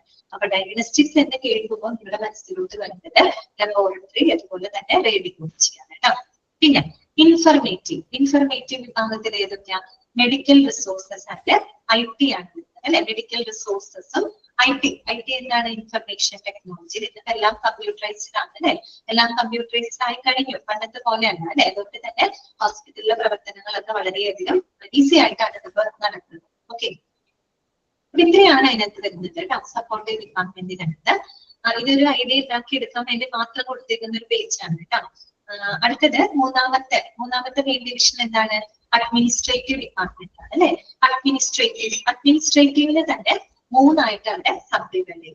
ഏതൊക്കെയാണ് 3 സബ് ഡിവിഷൻ? അഡ്മിനിസ്ട്രേഷൻ, പിന്നെ ഫിനാൻസ്, പിന്നെന്താണ്? ഹ്യൂമൻ റിസോഴ്സ് കേട്ടോ. ഹ്യൂമൻ റിസോഴ്സ് ഇതിനകത്ത് വരുന്നത് അഡ്മിനിസ്ട്രേറ്റീവ് വിഭാഗത്തിനകത്ത് വരുന്നതാണ് കേട്ടോ. 3 സബ് ഡിവിഷൻ, അഡ്മിനിസ്ട്രേഷൻ, മറ്റൊന്ന് ഫിനാൻസ്, പിന്നെ എന്താണ്? HR അല്ലെ, അതായത് ഹ്യൂമൻ റിസോഴ്സസ്. ഇത്രയാണ് നമുക്ക് ഈ ഒരു ചാപ്റ്ററിനകത്ത് പഠിക്കാൻ. ഇതെല്ലാം ആയി കഴിഞ്ഞാൽ ഫുള്ളായി ഹോസ്പിറ്റൽ ഡിപ്പാർട്ട്മെന്റുകളായി കേട്ടോ. അപ്പൊ നമ്മുടെ പറയാണ് ഹോസ്പിറ്റൽ ഡിപ്പാർട്ട്മെന്റുകളെ 3 ആയിട്ട് നമ്മൾ ഡിവൈഡ് ചെയ്യുന്നു. ഇതൊക്കെയാണ് medical department, supportive department, administrative department. Okay, medical ഡിപ്പാർട്ട്മെന്റിനെ വീണ്ടും നമ്മൾ 2 ആയിട്ട് സബ് ഡിവൈഡ് ചെയ്തു. Out patient department, inpatient department. സപ്പോർട്ടീവിനെ നമ്മൾ 4 ആയിട്ട് സബ് ഡിവൈഡ് ചെയ്തു. Therapeutic, general, diagnostics, informative. പിന്നെ അതിന് കീഴിൽ കുറെ എണ്ണങ്ങൾ വരുന്നുണ്ട് കേട്ടോ. അഡ്മിനിസ്ട്രേറ്റീവ് ഡിപ്പാർട്ട്മെന്റിനകത്ത് ഏതൊക്കെയാണ്? അഡ്മിനിസ്ട്രേഷൻ, ഫിനാൻസ്, പിന്നെ എന്താണ്? Human resource. ഓക്കെ, ഇത്രയാണ് നമ്മൾ ഈ ഒരു ചാപ്റ്ററിനകത്ത് പഠിക്കാൻ പോകുന്നത് കേട്ടോ. ഓക്കെ, ഐഡിയ കിട്ടിയോ? നിങ്ങൾക്ക് ഐഡിയ കിട്ടിയോ? ഓക്കെ, അപ്പൊ നമുക്ക് നോക്കാം. ആദ്യത്തെ നോക്കാം കേട്ടോ. നമുക്ക് അഡ്മിനിസ്ട്രേറ്റീവ് ഡിപ്പാർട്ട്മെന്റ്, മെഡിക്കൽ, അതെല്ലാം തന്നെ ഒന്നിച്ച് എഴുതിക്കാൻ നോക്കാം. മെഡിക്കൽ ഡിപ്പാർട്ട്മെന്റ് ഫസ്റ്റ് നമ്മൾ നോക്കുന്നത് മെഡിക്കൽ ഡിപ്പാർട്ട്മെന്റ് ആണ് കേട്ടോ. അപ്പൊ മെഡിക്കൽ ഡിപ്പാർട്ട്മെന്റിനെ നമ്മൾ 2 ആയിട്ടല്ലേ ഡിവൈഡ് ചെയ്തത്? ഏതൊക്കെയായിരുന്നു? ഇൻപേഷ്യന്റ് ഡിപ്പാർട്ട്മെന്റും ഔട്ട് പേഷ്യന്റ് ഡിപ്പാർട്ട്മെന്റ്. ഓക്കെ, എന്താണ് ഇൻപേഷ്യന്റ് ഡിപ്പാർട്ട്മെന്റ് എന്ന് പറഞ്ഞാൽ? ഇൻപേഷ്യൻസ് എന്ന് പറഞ്ഞാൽ എന്താണ്? ഹോസ്പിറ്റലിൽ അഡ്മിറ്റ് ആയിട്ട് ട്രീറ്റ്മെന്റ് എടുക്കുന്ന പേഷ്യൻസ് അല്ലെ. അപ്പൊ ഒരു ഇൻപേഷ്യന്റ് ഡിപ്പാർട്ട്മെന്റ് എന്ന് പറഞ്ഞു കഴിഞ്ഞാൽ നമുക്കറിയാം ഒരു കണ്ടിന്യൂസ് ആയിട്ടുള്ള ഒരു ട്രീറ്റ്മെന്റ് അല്ലെങ്കിൽ ഒരു ഒബ്സർവേഷൻ റിക്കവറി ഒക്കെ ആവശ്യമായിട്ടുള്ള രോഗികൾക്ക് ഒരു 24 hour ട്രീറ്റ്മെന്റും അക്കോമഡേഷനും ഒക്കെ പ്രൊവൈഡ് ചെയ്യുന്ന ഒരു ഡിപ്പാർട്ട്മെന്റ് ആണ് അല്ലെ IPD എന്ന് പറയുന്നത്, ഇൻപേഷ്യന്റ് ഡിപ്പാർട്ട്മെന്റ്. ഓക്കെ, അതൊരു ഹോസ്പിറ്റൽ യൂണിറ്റ് തന്നെയാണ് അല്ലെ. എന്താണ് കണ്ടിന്യൂസ് ട്രീറ്റ്മെന്റും അതുപോലെ തന്നെ റിക്കവറി ഒബ്സർവേഷൻ ആവശ്യമായിട്ടുള്ള രോഗികൾ ഉണ്ടാവും അല്ലെ. അപ്പൊ അവർക്ക് വേണ്ടിയിട്ട് 24 hour അക്കോമഡേഷനും അതുപോലെ തന്നെ എന്താണ് പരിചരണങ്ങളൊക്കെ കൊടുക്കുന്ന ഒരു ഹോസ്പിറ്റൽ ഡിപ്പാർട്ട്മെന്റ് ആണ് ഇത് IPD എന്ന് പറയുന്നത്, ഇൻപേഷ്യന്റ് ഡിപ്പാർട്ട്മെന്റ്. അപ്പോ നമ്മൾ അതിനെ രണ്ടായിട്ട് ഡിവൈഡ് ചെയ്തു. ഈ ഇൻപേഷ്യന്റ് ഡിപ്പാർട്ട്മെന്റിൽ കൊടുക്കുന്ന സേവനങ്ങളെ ഇൻപേഷ്യന്റ് സർവീസസും ഔട്ട് പേഷ്യന്റ് ഡിപ്പാർട്ട്മെന്റ് പ്രൊവൈഡ് ചെയ്യുന്ന സർവീസിലെ ഔട്ട് പേഷ്യന്റ് സർവീസസും രണ്ടായിട്ട് അവിടെ തിരിച്ചെഴുതിയിട്ടുണ്ട് കേട്ടോ. അപ്പൊ ഇത് നോട്ട് ചെയ്ത് വെക്കാം. ആദ്യത്തേത് ഇൻപേഷ്യന്റ് സർവീസസ്. ഇൻപേഷ്യന്റ് സർവീസസിനകത്ത് എന്തൊക്കെയാ വരുന്നത്? അപ്പൊ നിങ്ങൾ ഇങ്ങനെ ചിന്തിച്ചാൽ മതി. ഇൻപേഷ്യന്റ് സർവീസ് എന്ന് പറയുന്നത് എന്താണ്? നേരത്തെ പറഞ്ഞ പോലെ കണ്ടിന്യൂസ് ട്രീറ്റ്മെന്റ് അവർക്ക് ആവശ്യമാണ്, ഒബ്സർവേഷൻ ആവശ്യമാണ്, റിക്കവറി ആവശ്യമാണ്. അങ്ങനെയുള്ള ആളുകൾക്ക് നമ്മൾ കൊടുക്കുന്ന സേവനങ്ങൾ എന്തൊക്കെയാണ് അല്ലെ? അങ്ങനെയുള്ളവർക്ക് വേണ്ടി നമ്മൾ പ്രത്യേകം ഒരു ഹോസ്പിറ്റലിൽ എന്തൊക്കെ സേവനങ്ങളാണ് പ്രൊവൈഡ് ചെയ്യുന്നത്? നോക്കിക്ക് എന്തൊക്കെയാണ്. ഒന്ന് പേഷ്യന്റ് റൂംസ് കൊടുക്കില്ലേ അവർക്ക്? ഓക്കെ, അത് അഡ്മിറ്റ് ആവുന്ന പേഷ്യൻസിനാണ് നമ്മൾ കൊടുക്കുന്നത് അല്ലെ. പേഷ്യന്റ് റൂംസ് കൊടുക്കും. പിന്നെ പേഷ്യന്റ് വാർഡ്സ്, ചിലവരിപ്പോ വാർഡുകളായിരിക്കും. അപ്പൊ അത് ഓരോരുത്തരുടെ പ്രൈവസിക്ക് അനുസരിച്ച് ഇപ്പൊ കുറച്ച് പ്രൈവസി ഇഷ്ടപ്പെടുന്ന ആളുകൾ ഒരു റൂമായിരിക്കും ചിലപ്പോ. അത് ഓരോരുത്തരുടെ ഡിമാൻഡ് അനുസരിച്ച് വ്യത്യാസം ഉണ്ടാവും. ഓക്കെ, പേഷ്യന്റ് വാർഡ്സ്, അതുപോലെ തന്നെ ഇന്റൻസീവ് കെയർ യൂണിറ്റ് അല്ലെ, ICU അല്ലെ. ICU എങ്ങനെയാണ്? ഏറ്റവും തീവ്ര പരിചരണ ആവശ്യമായിട്ടുള്ള രോഗികളെ കൊടുക്കുന്ന ഒരു സേവനം തന്നെയാണ് അല്ലെ ഇന്റൻസീവ് കെയർ എന്ന് പറയുന്നത്. So ICU, okay, intensive care unit. പിന്നെ ഓപ്പറേഷൻ തിയേറ്റേഴ്സ്, അഡ്മിറ്റ് ആയി കിടക്കുന്ന രോഗികൾക്ക് കൊടുക്കുന്ന സേവനം തന്നെയാണ് അല്ലെ ഓപ്പറേഷൻ തിയേറ്ററുകള്. പിന്നെ ലേബർ റൂമുകള്, പിന്നെന്താണ് മെറ്റേണിറ്റി വാർഡുകൾ അല്ലെ, പ്രസവ വാർഡുകൾ. ഇത്രയാണ് ഇതിനകത്ത് ഉൾപ്പെടുത്തിയിരിക്കുന്ന ഇൻപേഷ്യന്റ് സർവീസസിനകത്ത് ഉൾപ്പെടുത്തിയിരിക്കുന്നത്. ഇതൊക്കെയാണ് പേഷ്യന്റ് വാർഡ്, പേഷ്യന്റ് റൂം, പിന്നെ intensive care unit, operation theatre, labour room, maternity ward അല്ലെ. ഇങ്ങനെയുള്ള സ്ഥലങ്ങളിൽ ഇത്തരം യൂണിറ്റുകളില് എന്താണ് ചികിത്സയിൽ ഇരിക്കുന്ന രോഗികൾക്ക് കണ്ടെത്തി കൊടുക്കുന്നുണ്ട് കണ്ടിന്യൂസ് ട്രീറ്റ്മെന്റും ഒബ്സർവേഷനും റിക്കവറിയും ഒക്കെ കൊടുക്കുന്ന സേവനങ്ങളാണ് ഈ പറഞ്ഞതെല്ലാം. ഓക്കെ, അപ്പൊ ചോദ്യം വന്നിട്ടുണ്ട് കേട്ടോ. Which among the following is included in the inpatient സർവീസസിൽ ഉൾപ്പെടുന്ന സേവനങ്ങൾ എന്തൊക്കെയാണ്, താഴെ തന്നിരിക്കുന്നവയിൽ ഏതാണ്, അങ്ങനെയുള്ള രീതിയിൽ ക്വസ്റ്റ്യൻസ് അവിടെ വന്നിട്ടുണ്ട് കേട്ടോ.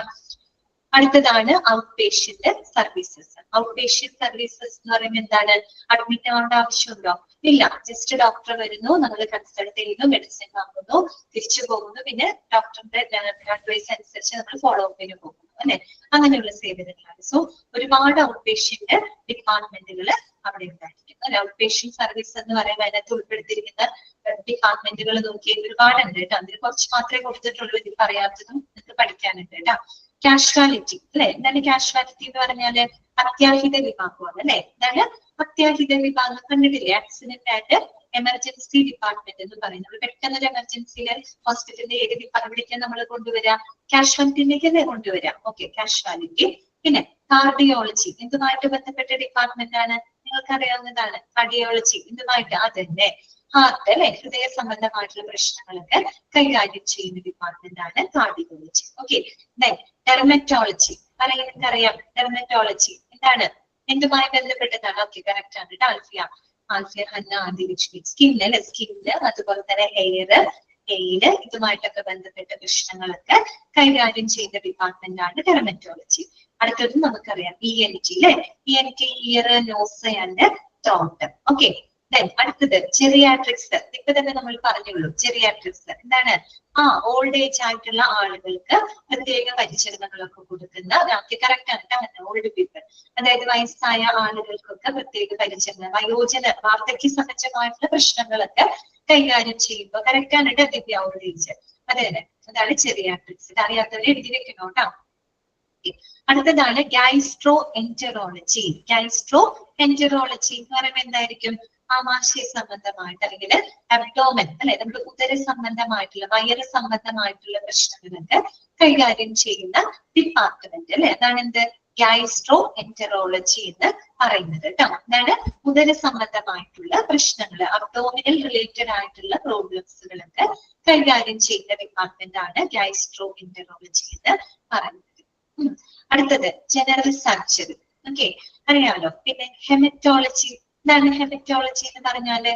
ഓക്കെ, കറക്റ്റ് ആണ് കേട്ടോ. ബ്ലഡ്, അതായത് ഇറ്റ് ഈസ് ദ സ്റ്റഡി അല്ലെങ്കിൽ it is the department that deals with the blood and blood disorders അല്ലെ. ഈ പറയുന്ന ബ്ലഡും ബ്ലഡിന്റെ ഡിസോർഡറുകളെ കുറിച്ചൊക്കെയുള്ള പ്രശ്നങ്ങൾ കൈകാര്യം ചെയ്യുന്ന ഡിപ്പാർട്ട്മെന്റ് കേട്ടോ. അറിഞ്ഞിരിക്കണം കേട്ടോ. ഹെമറ്റോളജി. ഹെമറ്റോളജി എന്ന് പറഞ്ഞാൽ എന്താണ് ശരിക്കും?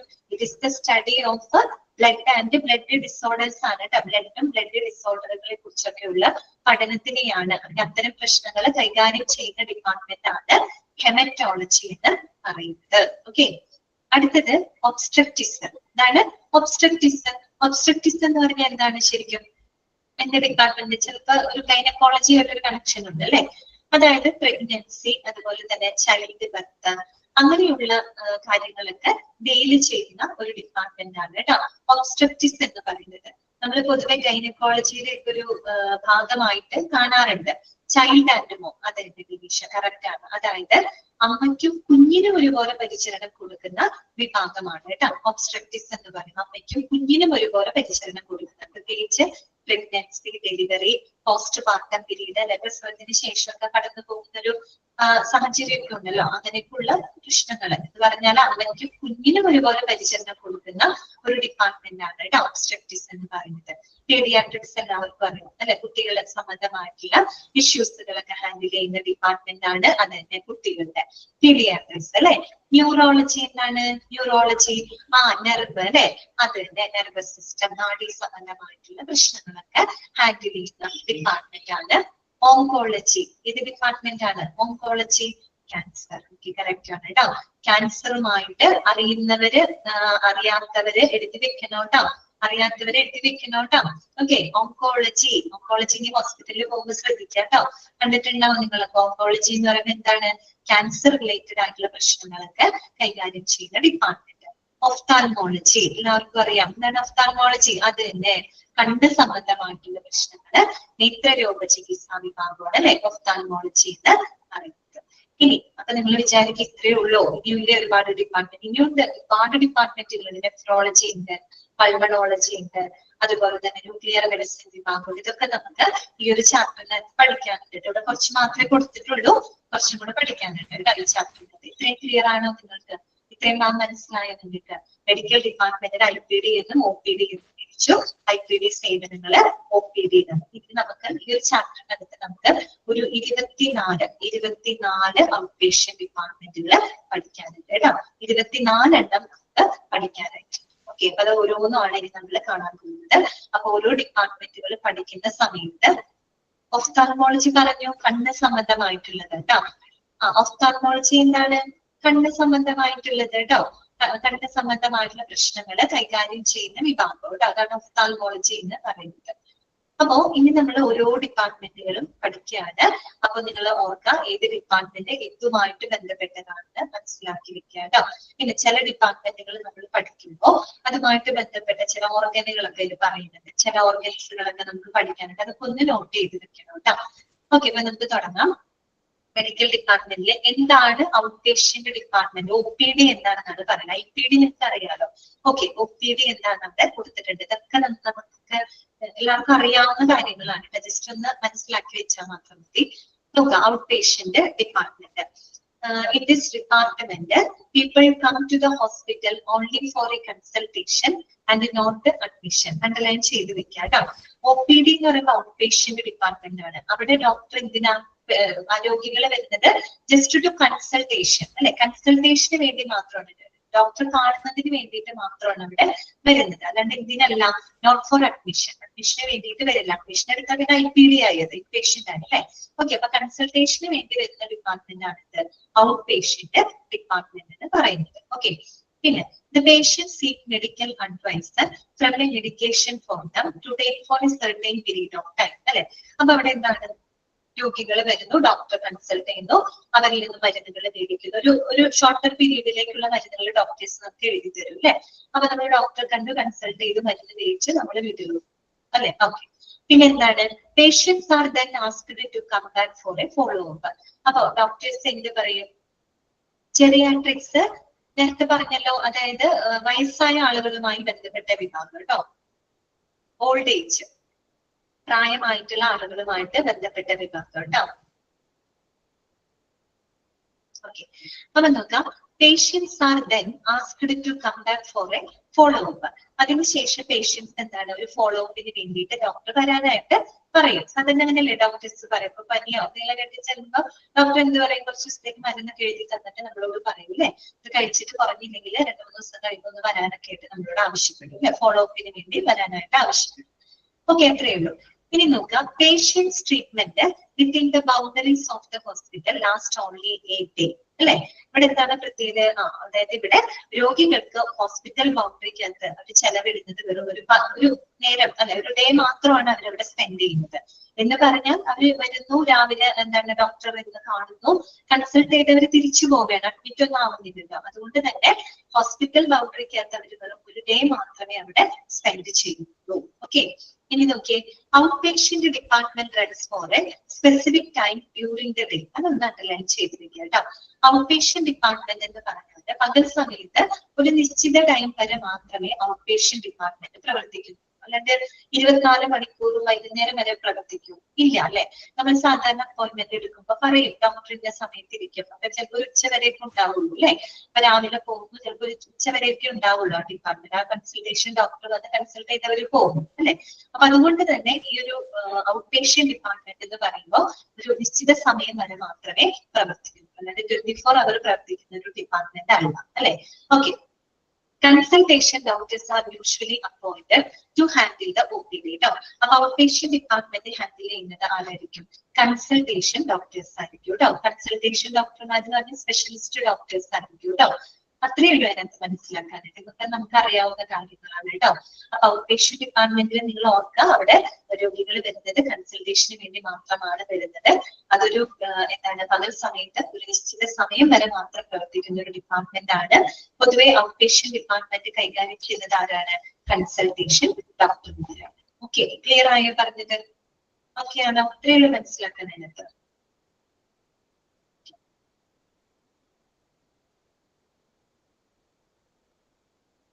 അടുത്ത ഡിപ്പാർട്ട്മെന്റ് കേട്ടോ. നെക്സ്റ്റ് ഡിപ്പാർട്ട്മെന്റിലോട്ട് കിടക്കാണ്, കാഷ്വാലിറ്റി ഓർ എമർജൻസി ഡിപ്പാർട്ട്മെന്റ്. അപ്പൊ ആദ്യം നിങ്ങൾ പഠിക്കേണ്ടത് casualty department is also called. Casualty ഡിപ്പാർട്ട്മെന്റിന്റെ പറയുന്ന മറ്റൊരു പേരെന്താണ്? എമർജൻസി ഡിപ്പാർട്ട്മെന്റ് കേട്ടോ. ആക്സിഡന്റ് ആൻഡ് എമർജൻസി ഡിപ്പാർട്ട്മെന്റ് എന്നൊക്കെ പറയും കേട്ടോ. എമർജൻസി ആണ്. കാര്യം എന്താണ്? അത്രയും എമർജൻസി ആയിട്ട് കൊണ്ടുവരുന്ന ആളുകളെ ആംബുലൻസ് ഒക്കെ എവിടേക്ക് ഓടി വന്ന് കയറുന്നത്? കാഷ്വാലിറ്റിയിലോട്ടാണ് അല്ലെ. ഓക്കെ, അപ്പൊ നമുക്ക് department also knows the accident and emergency department underline ചെയ്തിരിക്കുക കേട്ടോ. കാഷ്വാലിറ്റി അത്യാഹിത വിഭാഗം അഥവാ ആക്സിഡന്റ് ആൻഡ് എമർജൻസി ഡിപ്പാർട്ട്മെന്റ് എന്നാണ് അറിയപ്പെടുന്നത് കേട്ടോ. It handles the problem of patients who have brought by an ambulance in an emergency situation. നമ്മൾ പറഞ്ഞല്ലോ, ഇത് ഏറ്റവും എമർജൻസിയിൽ കൊണ്ടുവരുന്ന ആളുകള് എവിടേക്കാണ് നമ്മൾ കൊണ്ടുവരുന്നത്? കാഷ്വാലിറ്റിയിലോട്ടാണ് കൊണ്ടുവരുന്നത്. Okay, this department works around the clock. Underline ചെയ്ത് വെക്കുക കേട്ടോ. And is equipped to deal with all kinds of emergencies. അപ്പൊ ഓർത്ത് വെക്കുക, ഒരു ഹോസ്പിറ്റലില് 24 hours പ്രവർത്തിക്കുന്ന ഒരു ഡിപ്പാർട്ട്മെന്റ് ഏതാണ്? അത് കാഷ്വാലിറ്റി ഡിപ്പാർട്ട്മെന്റ് ആണ് അല്ലെ. നമ്മൾ നേരത്തെ പറഞ്ഞ OPD എത്ര സമയം വരെ? കുറച്ച് സമയം വരെയല്ലേ പ്രവർത്തിക്കുന്നുള്ളൂ. അതേസമയം കാഷ്വാലിറ്റിയോ 24 hours പ്രവർത്തിക്കുന്ന ഒരു ഡിപ്പാർട്ട്മെന്റ് ആണ് അല്ലെ. കാര്യം എന്താണ്? എമർജൻസി ആണ്. എപ്പോ വേണമെങ്കിൽ ഏത് സമയത്തും ആളുകൾ എമർജൻസിയിൽ കൊണ്ടുവരാം. അതുകൊണ്ട് തന്നെ it works around the clock. Okay, പിന്നെ മാത്രമല്ല and equipped to deal with all kinds of emergencies കേട്ടോ. എല്ലാ വിധത്തിലുള്ള എമർജൻസിനെ ഹാൻഡിൽ ചെയ്യാനായിട്ട് equipped ആയിട്ടുള്ള ഒരു ഡിപ്പാർട്ട്മെന്റ് കൂടിയാണ് കാഷ്വാലിറ്റി എന്ന് പറയുന്നത്. അടുത്തത്, the patients are assessed according to the degree of injury or emergency and then given immediate treatment before being sent to a specialized department for the further treatment. അപ്പൊ ഇവിടെ പേഷ്യൻസിനെ നമ്മൾ കൊണ്ടുവരുന്ന സമയത്ത് എന്ത് ചെയ്യും? അവർക്ക് സംഭവിച്ചിട്ടുള്ള ഇഞ്ചുറി അല്ലെങ്കിൽ എമർജൻസിയുടെ ആ ഒരു വ്യാപ്തി അതിന് അനുസരിച്ചുകൊണ്ടാണ് അവിടെ പേഷ്യൻസിന് അവര് ട്രീറ്റ്മെന്റ് കൊടുക്കുന്നത് അല്ലെ. അത് മാത്രമല്ല, അവർക്ക് ഇമ്മീഡിയറ്റ് ട്രീറ്റ്മെന്റ് ആണ്, ഒരു പ്രൈമറി ട്രീറ്റ്മെന്റ് ആണ് അവർക്ക് ആദ്യം കൊടുക്കുന്നത്. അതിനുശേഷം മാത്രം ജസ്റ്റ് ആ ഒരു പേഷ്യന്റിന്റെ കണ്ടീഷൻ സ്റ്റേബിൾ ആയതിനു ശേഷം മാത്രമേ നമ്മൾ അവരൊരു സ്പെഷ്യലൈസ്ഡ് ഡിപ്പാർട്ട്മെന്റിലോട്ട് മാറ്റുള്ളൂ. ഒരാളെ ചെസ്റ്റ് പെയിൻ ആയിട്ട് പെട്ടെന്ന് വരികയാണ്, ചിലപ്പോൾ ഹാർട്ട് ഇഷ്യൂസ് വന്നിട്ടായിരിക്കാം ചെസ്റ്റ് പെയിൻ വരുന്നത്, ചിലപ്പോൾ ഗ്യാസിന്റെ പ്രോബ്ലം കൊണ്ട് എന്തെങ്കിലും ആവാം. ഓക്കെ, അപ്പൊ ചെസ്റ്റ് പെയിൻ ആയിട്ട് പെട്ടെന്ന് ഒരു രോഗിനെ കാഷ്വാലിറ്റിയിൽ കൊണ്ടുവരുമ്പോ ഉടനെ തന്നെ അവർക്ക് എന്തൊരു ഇമ്മീഡിയറ്റ് ട്രീറ്റ്മെന്റ് അവർക്ക് കൊടുക്കും അല്ലെ. പെട്ടെന്ന് ഒരു ട്രീറ്റ്മെന്റ് കൊടുത്ത് അല്ലെങ്കിൽ ഒരു കെയർ കൊടുത്ത് അവരുടെ ഒരു കണ്ടീഷൻ ഒന്ന് സ്റ്റേബിൾ ആക്കിയതിന് ശേഷം ആയിരിക്കും പിന്നീട് അവരെ കാർഡിയോളജി ഡിപ്പാർട്ട്മെന്റിലോട്ട് അവരെ പറഞ്ഞു വിടുന്നത്. ഓക്കെ, അത്രയേ ഉള്ളൂ മനസ്സിലാക്കാനായിട്ട്. ഇപ്പൊ കാഷ്വാലിറ്റി ഡിപ്പാർട്ട്മെന്റിന് പറയുന്ന മറ്റൊരു പേരെന്താണ്? Accident and emergency department. പിന്നെ നിങ്ങളോട് വേണമെങ്കിൽ ചോദിക്കാം, ഈ ഹോസ്പിറ്റലിന്റെ 24 അവർ പ്രവർത്തിക്കുന്ന ഡിപ്പാർട്ട്മെന്റ് ഏതാണെന്ന് ചോദിച്ചാൽ അത് ഈ ഡിപ്പാർട്ട്മെന്റ് ആണ് കേട്ടോ, കാഷ്വാലിറ്റി ഡിപ്പാർട്ട്മെന്റ് ആണ്. ഓക്കെ, അവിടെ എന്താ കൊടുക്കുന്നത്? ഒരു ഇനീഷ്യൽ ട്രീറ്റ്മെന്റ്, ഒരു പ്രൈമറി ട്രീറ്റ്മെന്റ്, ഇമ്മീഡിയറ്റ് ട്രീറ്റ്മെന്റ് കൊടുത്തതിന് ശേഷം പേഷ്യന്റിന്റെ കണ്ടീഷൻ സ്റ്റേബിൾ ആക്കിയിട്ടാണ് അവരെ പിന്നെ ഫർദർ ട്രീറ്റ്മെന്റ് വേണ്ടിയിട്ട് മറ്റൊരു സ്പെഷ്യലൈസ്ഡ് ഡിപ്പാർട്ട്മെന്റിലോട്ട് അവരെ മാറ്റുന്നത്. ഓക്കെ, ക്ലിയർ ആയോ പറഞ്ഞത്? മനസ്സിലായില്ലേ? എളുപ്പമല്ലേ? അടുത്തത് ഏതാണ്? അത് നിങ്ങൾക്ക് അറിയാവുന്നതാണ്, കാർഡിയോളജി ഡിപ്പാർട്ട്മെന്റ്. ഇങ്ങനെയൊക്കെ പഠിക്കാനുള്ളൂ കേട്ടോ, എളുപ്പമാണ്. കാരണം ഓരോ ഡിപ്പാർട്ട്മെന്റ് ഇതുമായിട്ട് ബന്ധപ്പെട്ടതാണ്, ഇത്രേ അറിയാനുള്ളൂ അതിനകത്ത് കേട്ടോ. അടുത്തതാണ് കാർഡിയോളജി. കാർഡിയോളജി ഡിപ്പാർട്ട്മെന്റ് എന്താണ്? ഹൃദയ സംബന്ധമായിട്ടുള്ള പ്രശ്നങ്ങളൊക്കെ കൈകാര്യം ചെയ്യുന്ന ഡിപ്പാർട്ട്മെന്റ് ആണ് അല്ലെ കാർഡിയോളജി ഡിപ്പാർട്ട്മെന്റ് എന്ന് പറയുന്നത്. നമുക്ക് നോക്കാം കേട്ടോ. The department as the same അല്ല name. Okay, name indicates same ആണ്. Same indicates deals with the problems of the human heart or circulation. അതായത് നമ്മുടെ ഹൃദയ സംബന്ധമായിട്ടുള്ള അല്ലെങ്കിൽ നമ്മുടെ സർക്കുലേഷൻ സംബന്ധം. നമുക്കറിയാം നമ്മുടെ സർക്കുലേറ്ററി സിസ്റ്റത്തിന്റെ പമ്പിംഗ് ഓർഗൻ ആണ് ആര്? ഹാർട്ട് എന്ന് പറയുന്നത് അല്ലെ. അപ്പൊ ഹൃദയ സംബന്ധമായിട്ടുള്ള ഇഷ്യൂസുകളെല്ലാം കൈകാര്യം ചെയ്യുന്ന ഡിപ്പാർട്ട്മെന്റ് ആണ് കാർഡിയോളജി എന്ന് പറയുന്നത്. ഓക്കെ, ഇനി എന്താണ് കാർഡിയോളജിയുടെ കറക്റ്റ് ഡെഫിനേഷൻ അവിടെ കൊടുത്തിട്ടുണ്ട്, നിങ്ങൾക്ക് അത് മാർക്ക് ചെയ്ത് വെക്കാം കേട്ടോ. Cardiology is the medical speciality that deals with the diagnosis and treatment of diseases and disorders of the heart. അപ്പൊ പറഞ്ഞ കാര്യം തന്നെയാണ്, അണ്ടർലൈൻ ചെയ്ത് വെച്ചാൽ മതി കേട്ടോ. ചിലപ്പോൾ ചോദിക്കാം, is the medical specialty that deals with the diagnosis and treatment of diseases and disorders of the heart. Which department? Cardiology department. Heart എന്ന് കേൾക്കുമ്പോൾ തന്നെ നമുക്കറിയാം കാർഡിയോളജി ഡിപ്പാർട്ട്മെന്റ് ആണ് കേട്ടോ. ഇനി നോക്കാം, it treats the people both on an inpatient and out patient basis കേട്ടോ.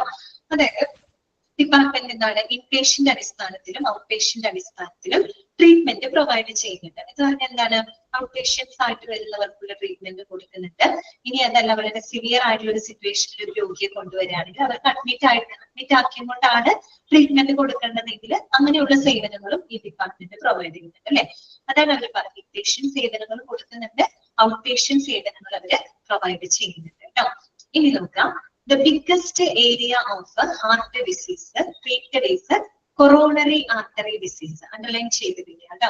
അപ്പൊ നമ്മുടെ കാർഡിയോളജി വിഭാഗം എടുക്കുകയാണെങ്കിൽ അവിടെ ഏറ്റവും കൂടുതൽ എന്താണ് ബന്ധപ്പെട്ട ഹൃദയവുമായിട്ട് ബന്ധപ്പെട്ട ഒരു എന്താണ് ബിഗ്ഗസ്റ്റ് ഏരിയ ആയിട്ട് അവർ പറയുന്നത് കൊറോണറി ആർട്ടറി ഡിസീസ് അഥവാ കാഡ് എന്നാണ് പറയുക കേട്ടോ. പഠിച്ചു വെക്കണം കേട്ടോ, card, CAD, card. കാഡിന്റെ full form ആണ് അവിടെ എഴുതിയിരിക്കുന്നത്, കൊറോണറി ആർട്ടറി ഡിസീസ്. അതാണ് കൊറോണറി ആർട്ടറി ഡിസീസ് എന്നാണ് ഇതിന്റെ എക്സ്പാൻഷൻ കേട്ടോ. അത് ഫസ്റ്റ് പഠിച്ചു വെക്കാം കേട്ടോ. കാഡ് എന്നാണ് പറയുക, കാഡ് എന്നാണ് അവർ എടുത്തുള്ളൂ കേട്ടോ. എന്താണ് ഉദ്ദേശിക്കുന്നത്? കൊറോണറി ആർട്ടറി ഡിസീസ് എന്നാണ് കേട്ടോ.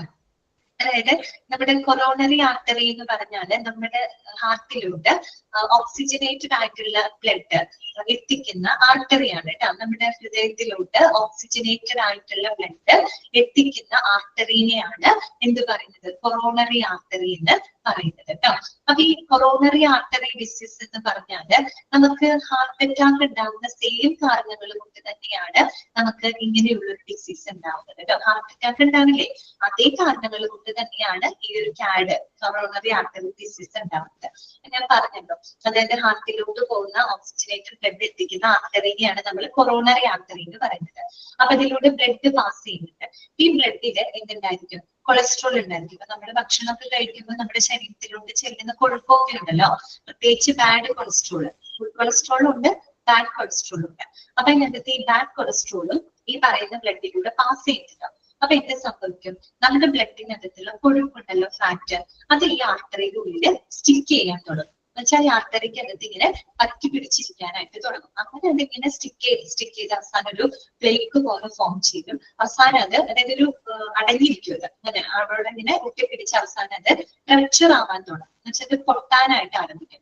ആ ഒരു അവസ്ഥയിലാണ് നമുക്ക് കൊറോണറി ആർട്ടറി ഡിസീസിന്റെ സിംറ്റംസ് പുറത്തോട്ട് വരുന്നത്. ഈ കാരണങ്ങൾ കൊണ്ട് തന്നെയാണ് നമുക്ക് എന്തുണ്ടാവുന്നത്, ഹാർട്ട് അറ്റാക്ക് ഉണ്ടാകുന്നത്. ശരിക്കും പറഞ്ഞ CAD എന്ന് പറഞ്ഞ സിമ്പിൾ ആണ്. അതായത് നമ്മുടെ ഹാർട്ടിലോട്ട് ബ്ലഡ് എത്തിക്കുന്ന കൊറോണറി ആർട്ടറിക്കകത്ത് എന്താണ് നമ്മുടെ ബ്ലഡിൽ അടങ്ങിയിട്ടുള്ള നമ്മുടെ ഭക്ഷണത്തിലൂടെ ചെല്ലുന്നതാണ് ആ ഒരു കൊഴുപ്പ് അവിടെ അടിഞ്ഞുകൂടുകയാണ്. അടിഞ്ഞുകൂടുന്ന അവസ്ഥേനെയാണ് നമ്മൾ അതിറോസ്ക്ലിറോസിസ് എന്നാണ് പറയുക കേട്ടോ. അതിറോസ്ക്ലിറോസിസ് എന്തെങ്കിലും നിങ്ങൾ കേട്ടിട്ടുണ്ടായിരിക്കും. അതിറോസ്ക്ലിറോസിസ് എന്ന് പറഞ്ഞു കഴിഞ്ഞാൽ ആ ഒരു ആർട്ടറിക്കകത്ത് ഈ കൊഴുപ്പ് ഇങ്ങനെ സ്റ്റിക്ക് ചെയ്ത് അടിഞ്ഞുകൂടുന്ന ഒരു അവസ്ഥേനെയാണ് പറയുന്നത്. അങ്ങനെ അടിഞ്ഞുകൂടി എന്ത് സംഭവിക്കും, അവിടെ ബ്ലോക്ക് ആവും അല്ലെ. ബ്ലോക്ക് ആവുമ്പോൾ എന്താണ്, ഹാർട്ടിലോട്ട് ഓക്സിജനേറ്റ് ബ്ലഡ് എത്തില്ല അല്ലെ. അപ്പൊ ആ ഒരു അവസ്ഥേനെയാണ് നമ്മൾ കൊറോണറി ആർട്ടറി ഡിസീസ് എന്ന് പറയുന്നത്. അഥവാ CAD എന്നാണ് കേട്ടോ. അതിന് ചുരുക്കി പറയാം CAD എന്നാണ്. ഓക്കെ, ക്ലിയർ ആയിട്ട് വിചാരിക്കുന്നു. അപ്പോ അതിനൊരു എക്സാമ്പിൾ ആയിട്ട് പറയുന്നതാണ് ആൻജിന. ആൻജിന പെക്ടോറിസ് എന്നാണ് പറയുക കേട്ടോ. അതായത് നമ്മുടെ ഈ ഒരു ബ്ലോക്ക് വരെയാണല്ലോ, ഈ ആർട്ടറിക്കകത്ത് ഫാറ്റ് ഇങ്ങനെ അടിഞ്ഞുകൂടി ബ്ലോക്ക് വരുമ്പോൾ സ്വാഭാവികമായിട്ട് നമ്മുടെ ഹൃദയത്തിലോട്ട് എന്തെത്തില്ല, ബ്ലഡ് എത്തില്ല അല്ലെ, ഓക്സിജനേറ്റഡ് ബ്ലഡ് എത്തില്ല. അങ്ങനെ വരുമ്പോൾ നമ്മുടെ ചെസ്റ്റിൽ അനുഭവപ്പെടുന്ന അതിശക്തമായിട്ടുള്ള ഒരു പെയിൻ നമുക്ക് അനുഭവപ്പെടും. കാരണം ബ്ലഡ് ഫ്ലോ ചെയ്യുന്നില്ല, ബ്ലോക്ക് ആണ് അവിടെ. അപ്പൊ അതുകൊണ്ട് നമ്മുടെ ചെസ്റ്റിന് അനുഭവപ്പെടുന്ന ആ ഒരു സിവിയർ പെയിനെയാണ് നമ്മൾ ആൻജിന എന്ന് പറയുന്നത്. ആൻജിന പെക്ടോറിസ് എന്നാണ് പറയാ, ആൻജിന. ഓക്കെ, അപ്പൊ ആൻജിന എന്തിന് എക്സാമ്പിൾ ആണ്, കൊറോണറി ആർട്ടറി ഡിസീസിന്റെ ഒരു എക്സാമ്പിൾ ആണ്. ഓക്കെ, ക്ലിയർ ആയോ പറഞ്ഞത്, ആൻജിന. ഓക്കെ ആണോ, മനസ്സിലായോ പറഞ്ഞത്? ഇനി അടുത്തത് നോക്കിയേ, coronary artery bypass grafting. Okay, അതൊരു പ്രൊസീജിയർ ആണ്, അറിയാലോ. ബൈപ്പാസ് സർജറി എന്ന് കേട്ടിട്ടില്ലേ? ക്യാബേജ് എന്നാണ്, ക്യാബേജ് എന്നല്ല ക്യാബ്ജ്, CABG ട്ടോ, ക്യാബ്ജ് എന്നാണ് പറയാ. Coronary artery bypass graft. അപ്പൊ CAD എന്ന് പറഞ്ഞാൽ കൊറോണറി ആർട്ടറി ഡിസീസ് കേട്ടോ. അതിന് എക്സാമ്പിൾ ആണ് ആൻജിന എന്ന് പറയുന്നത് കേട്ടോ. പിന്നെ ക്യാബ്ജ് എന്ന് പറയുന്നത് ഒരു പ്രൊസീജിയർ ആണ്. കൊറോണറി ആർട്ടറി ബൈപ്പാസ് ഗ്രാഫ്റ്റ് എന്നാണ് കേട്ടോ, ഗ്രാഫ്റ്റിംഗ് എന്നാണ്, CABG എന്നാണ് പറയുന്നത്. ബൈപ്പാസ് സർജറി ഏറ്റവും കോംപ്ലിക്കേറ്റഡ് ആയിട്ടുള്ള ഒരു സർജറിയാണ്. പക്ഷെ ഇന്ന് കൂടുതൽ ആളുകൾ ചെയ്യുന്നുണ്ട് ബൈപ്പാസ് സർജറി. എന്തുകൊണ്ടാണ് അങ്ങനെ ചെയ്യേണ്ടി വരുന്നത്? നേരത്തെ പറഞ്ഞ സെയിം സംഭവം തന്നെയാണ്. അതായത് ഇപ്പം ഗ്രാഫ്റ്റിംഗ് എന്നാണ് പറയാം കേട്ടോ, ബൈപ്പാസ് ഗ്രാഫ്റ്റിംഗ് ആണ്. നേരത്തെ പറഞ്ഞില്ലേ, ഇപ്പൊ ഒന്ന് ചിന്തിച്ചു, ഇത് നമ്മുടെ വീട്ടിലോട്ട് പോകുന്ന വഴിയില് എന്ത് വരെയാണ്, ഒരു മരം വീഴാന്ന് വിചാരിക്കാം. ഈ മരം വീണ് കഴിഞ്ഞാല് നമുക്ക് നമ്മുടെ വീട്ടിലോട്ട് പോകാൻ പറ്റില്ല. അപ്പൊ നമ്മൾ എന്ത് ചെയ്യും, ഏതെങ്കിലും വളഞ്ഞ വഴിയൊക്കെ കണ്ടെത്തിയിട്ട് നമ്മൾ നമ്മുടെ വീട്ടിലോട്ട് എത്തും. അത് തന്നെ കൊറോണറി ആർട്ടറി ബൈപ്പാസ് ഗ്രാഫ്റ്റിംഗ്. അതായത് നമ്മുടെ ഹാർട്ടിലോട്ട് പോകുന്ന ആ ഒരു ആർട്ടറി അവിടെ ബ്ലോക്ക് ആവുകയാണ്. ബ്ലോക്ക് ആവുമ്പോൾ എന്ത് സംഭവിക്കും, അതിലൂടെ ബ്ലഡിന് പോകാൻ പറ്റില്ല. പക്ഷെ എന്ത് ചെയ്യണം, ഈ ബ്ലഡിനെ നമ്മൾ ബൈപ്പാസ് ചെയ്ത് വേറൊരു വഴിയിലൂടെ തിരിച്ച് എങ്ങോട്ടേക്ക് എത്തിക്കാണ്, നമ്മുടെ ഹാർട്ടിലൂടെ എത്തിക്കാൻ. അതാണ് എന്ത്, കൊറോണറി ആർട്ടറി ബൈപ്പാസ് ഗ്രാഫ്റ്റിംഗ് എന്ന് പറയുന്നത്. അപ്പൊ എന്തുകൊണ്ടാണ് അത് ഓടിപ്പോയൊന്നും അങ്ങനെ ബൈപ്പാസ് ഗ്രാഫ്റ്റിംഗ് ചെയ്യില്ല കേട്ടോ. ആദ്യം അങ്ങനെ ബ്ലോക്ക് വന്നു കഴിഞ്ഞാൽ ആദ്യം എന്താ ചെയ്യുക, ബ്ലോക്ക് മാറ്റാൻ നല്ല നിവർത്തിയുണ്ടോ നോക്കും. അതുകൊണ്ടാണ് അവർ ആൻജിയോപ്ലാസ്റ്റി വെക്കാൻ ആദ്യം ഫസ്റ്റ് അവര് സജസ്റ്റ് ചെയ്യുക, ഡോക്ടേഴ്സ് സജസ്റ്റ് ചെയ്യാം.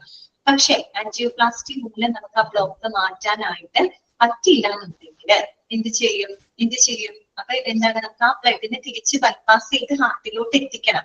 അപ്പൊ അതിന് വേണ്ടിയിട്ട് നമ്മൾ ചെയ്യുന്നതാണ് ബൈപ്പാസ് ഗ്രാഫ്റ്റിംഗ്. ഗ്രാഫ്റ്റിംഗ് എന്ന് പറഞ്ഞാൽ ഇതൊന്നും നിങ്ങളോട് ചോദിക്കില്ല കേട്ടോ, ഈ പേര് പറഞ്ഞ കാരണം കൊണ്ട് ഓർക്കാൻ വേണ്ടി പറയുന്നത് മാത്രം.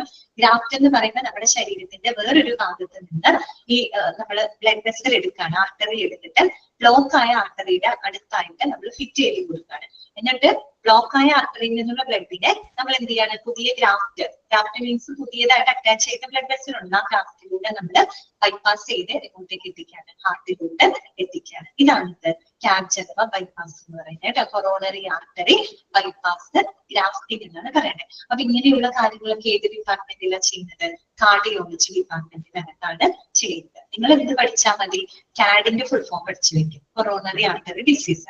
അതിന് എക്സാമ്പിൾ പഠിച്ചു വെക്കാം, ഏതാണ്, ആൻജിനയാണ്. പിന്നെ കൊറോണറി ആർട്ടറി ബൈപ്പാസ് ഗ്രാഫ്റ്റിംഗ്, അതിനെ ചുരുക്കി നമ്മൾ പറയാ ക്യാബ്ജ് എന്നാണ് പറയാ, CABG എന്നാണ് പറയാ കേട്ടോ.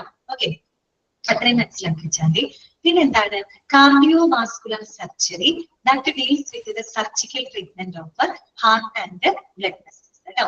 കാർഡിയോവാസ്കുലർ, ഓക്കെ, കാർഡിയോവാസ്കുലർ എന്നൊക്കെ കേട്ടിട്ടുണ്ടാവും. കാർഡിയോവാസ്കുലർ സർജറി എന്തുമായിട്ട് ബന്ധപ്പെട്ടതാണ്, it deals with the surgical treatment of heart and blood vessel അല്ലെ. ഹാർട്ടും അതുപോലെ തന്നെ ഹൃദയവുമായിട്ട് ബന്ധപ്പെട്ട ബ്ലഡ് വെസലിന്റെ രക്തക്കുഴലുകളുമായിട്ടൊക്കെ ബന്ധപ്പെട്ട സർജിക്കൽ ട്രീറ്റ്മെന്റിനെയാണ് നമ്മൾ കാർഡിയോവാസ്കുലർ സർജറി എന്ന് പറയുന്നത്. ഒരു കാര്യം എപ്പോഴും ഓർക്കാം, വാസ്കുലാർ എന്ന് കേട്ട് കഴിഞ്ഞാൽ എന്തുമായിട്ട് ബന്ധപ്പെട്ടതാണ്?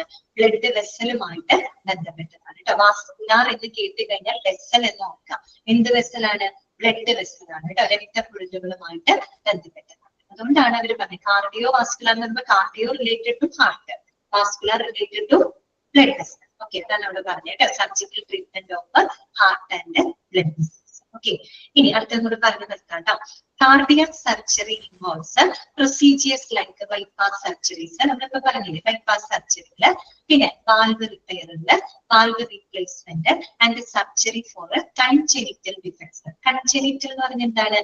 ബൈ ബർത്ത് ആണ് കേട്ടോ. നമുക്ക് ജന്മന ഉണ്ടാകുന്ന വൈകല്യങ്ങൾ, ചില ഇതൊക്കെ എന്താ പറയാ, ജനിക്കുമ്പോ തന്നെ ഹൃദയത്തില് പ്രശ്നങ്ങളൊക്കെ ആയിട്ട് ജനിക്കുന്ന കുട്ടികളൊക്കെ ഉണ്ടാവില്ല, അതായത് കൺജെനിറ്റൽ എന്ന് പറഞ്ഞാൽ ബൈ ബർത്ത് കേട്ടോ. നമുക്ക് ജന്മനാ ഉണ്ടാവുന്ന അത് തന്നെ ബേബി കുഞ്ഞുമാവ് ഉണ്ടാവും ചിലപ്പോ ബൈ ബർത്തിലൂടെ ഉണ്ടാവുന്ന ഡിഫക്റ്റുകളാണ് കേട്ടോ.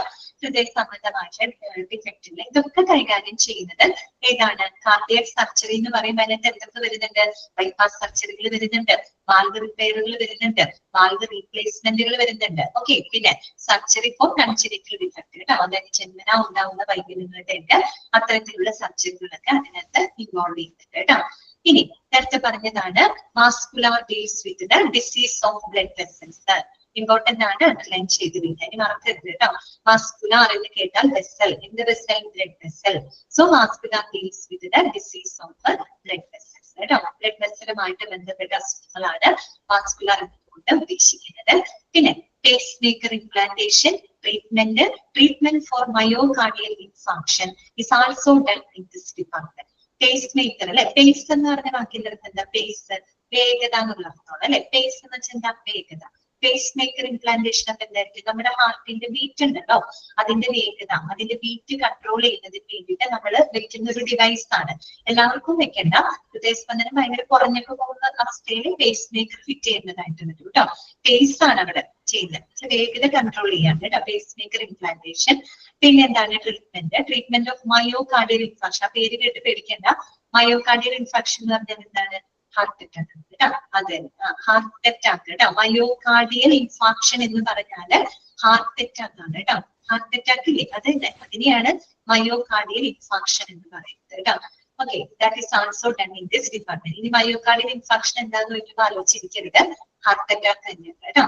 ഓക്കെ, ഇത്രയും കാര്യങ്ങൾ ചെയ്യുന്നത് ഏത് ഡിപ്പാർട്ട്മെന്റിലാണ്? Cardiology department. ഓക്കെ, ഇത്രയുള്ള പഠിക്കാനായിട്ട് തന്നെ മനസ്സിലായല്ലോ. അപ്പൊ ശരി കേട്ടോ, നമുക്ക് ഇന്നത്തെ ക്ലാസ് വൈൻഡപ്പ് ചെയ്യാം. ഞാൻ ജസ്റ്റ് അൺമ്യൂട്ട് ചെയ്യാണ്. ഇന്നത്തെ ക്ലാസ്സിൽ നിങ്ങൾക്ക് എന്തെങ്കിലും ഡൗട്ടുകൾ ഉണ്ടെങ്കിൽ ചോദിക്കാം കേട്ടോ. ഉണ്ടെങ്കിൽ നമുക്ക് വൈൻഡപ്പ്.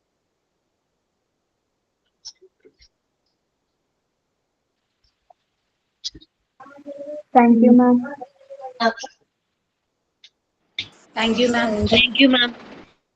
ഓക്കെ, അപ്പൊ ക്ലിയർ ആണല്ലോ. ഇത്രയും ഭാഗങ്ങൾ മനസ്സിലാക്കി വെക്കുക കേട്ടോ. Thank you, ma'am. Next class. Thank you, ma'am. Thank you, ma'am. Thank you.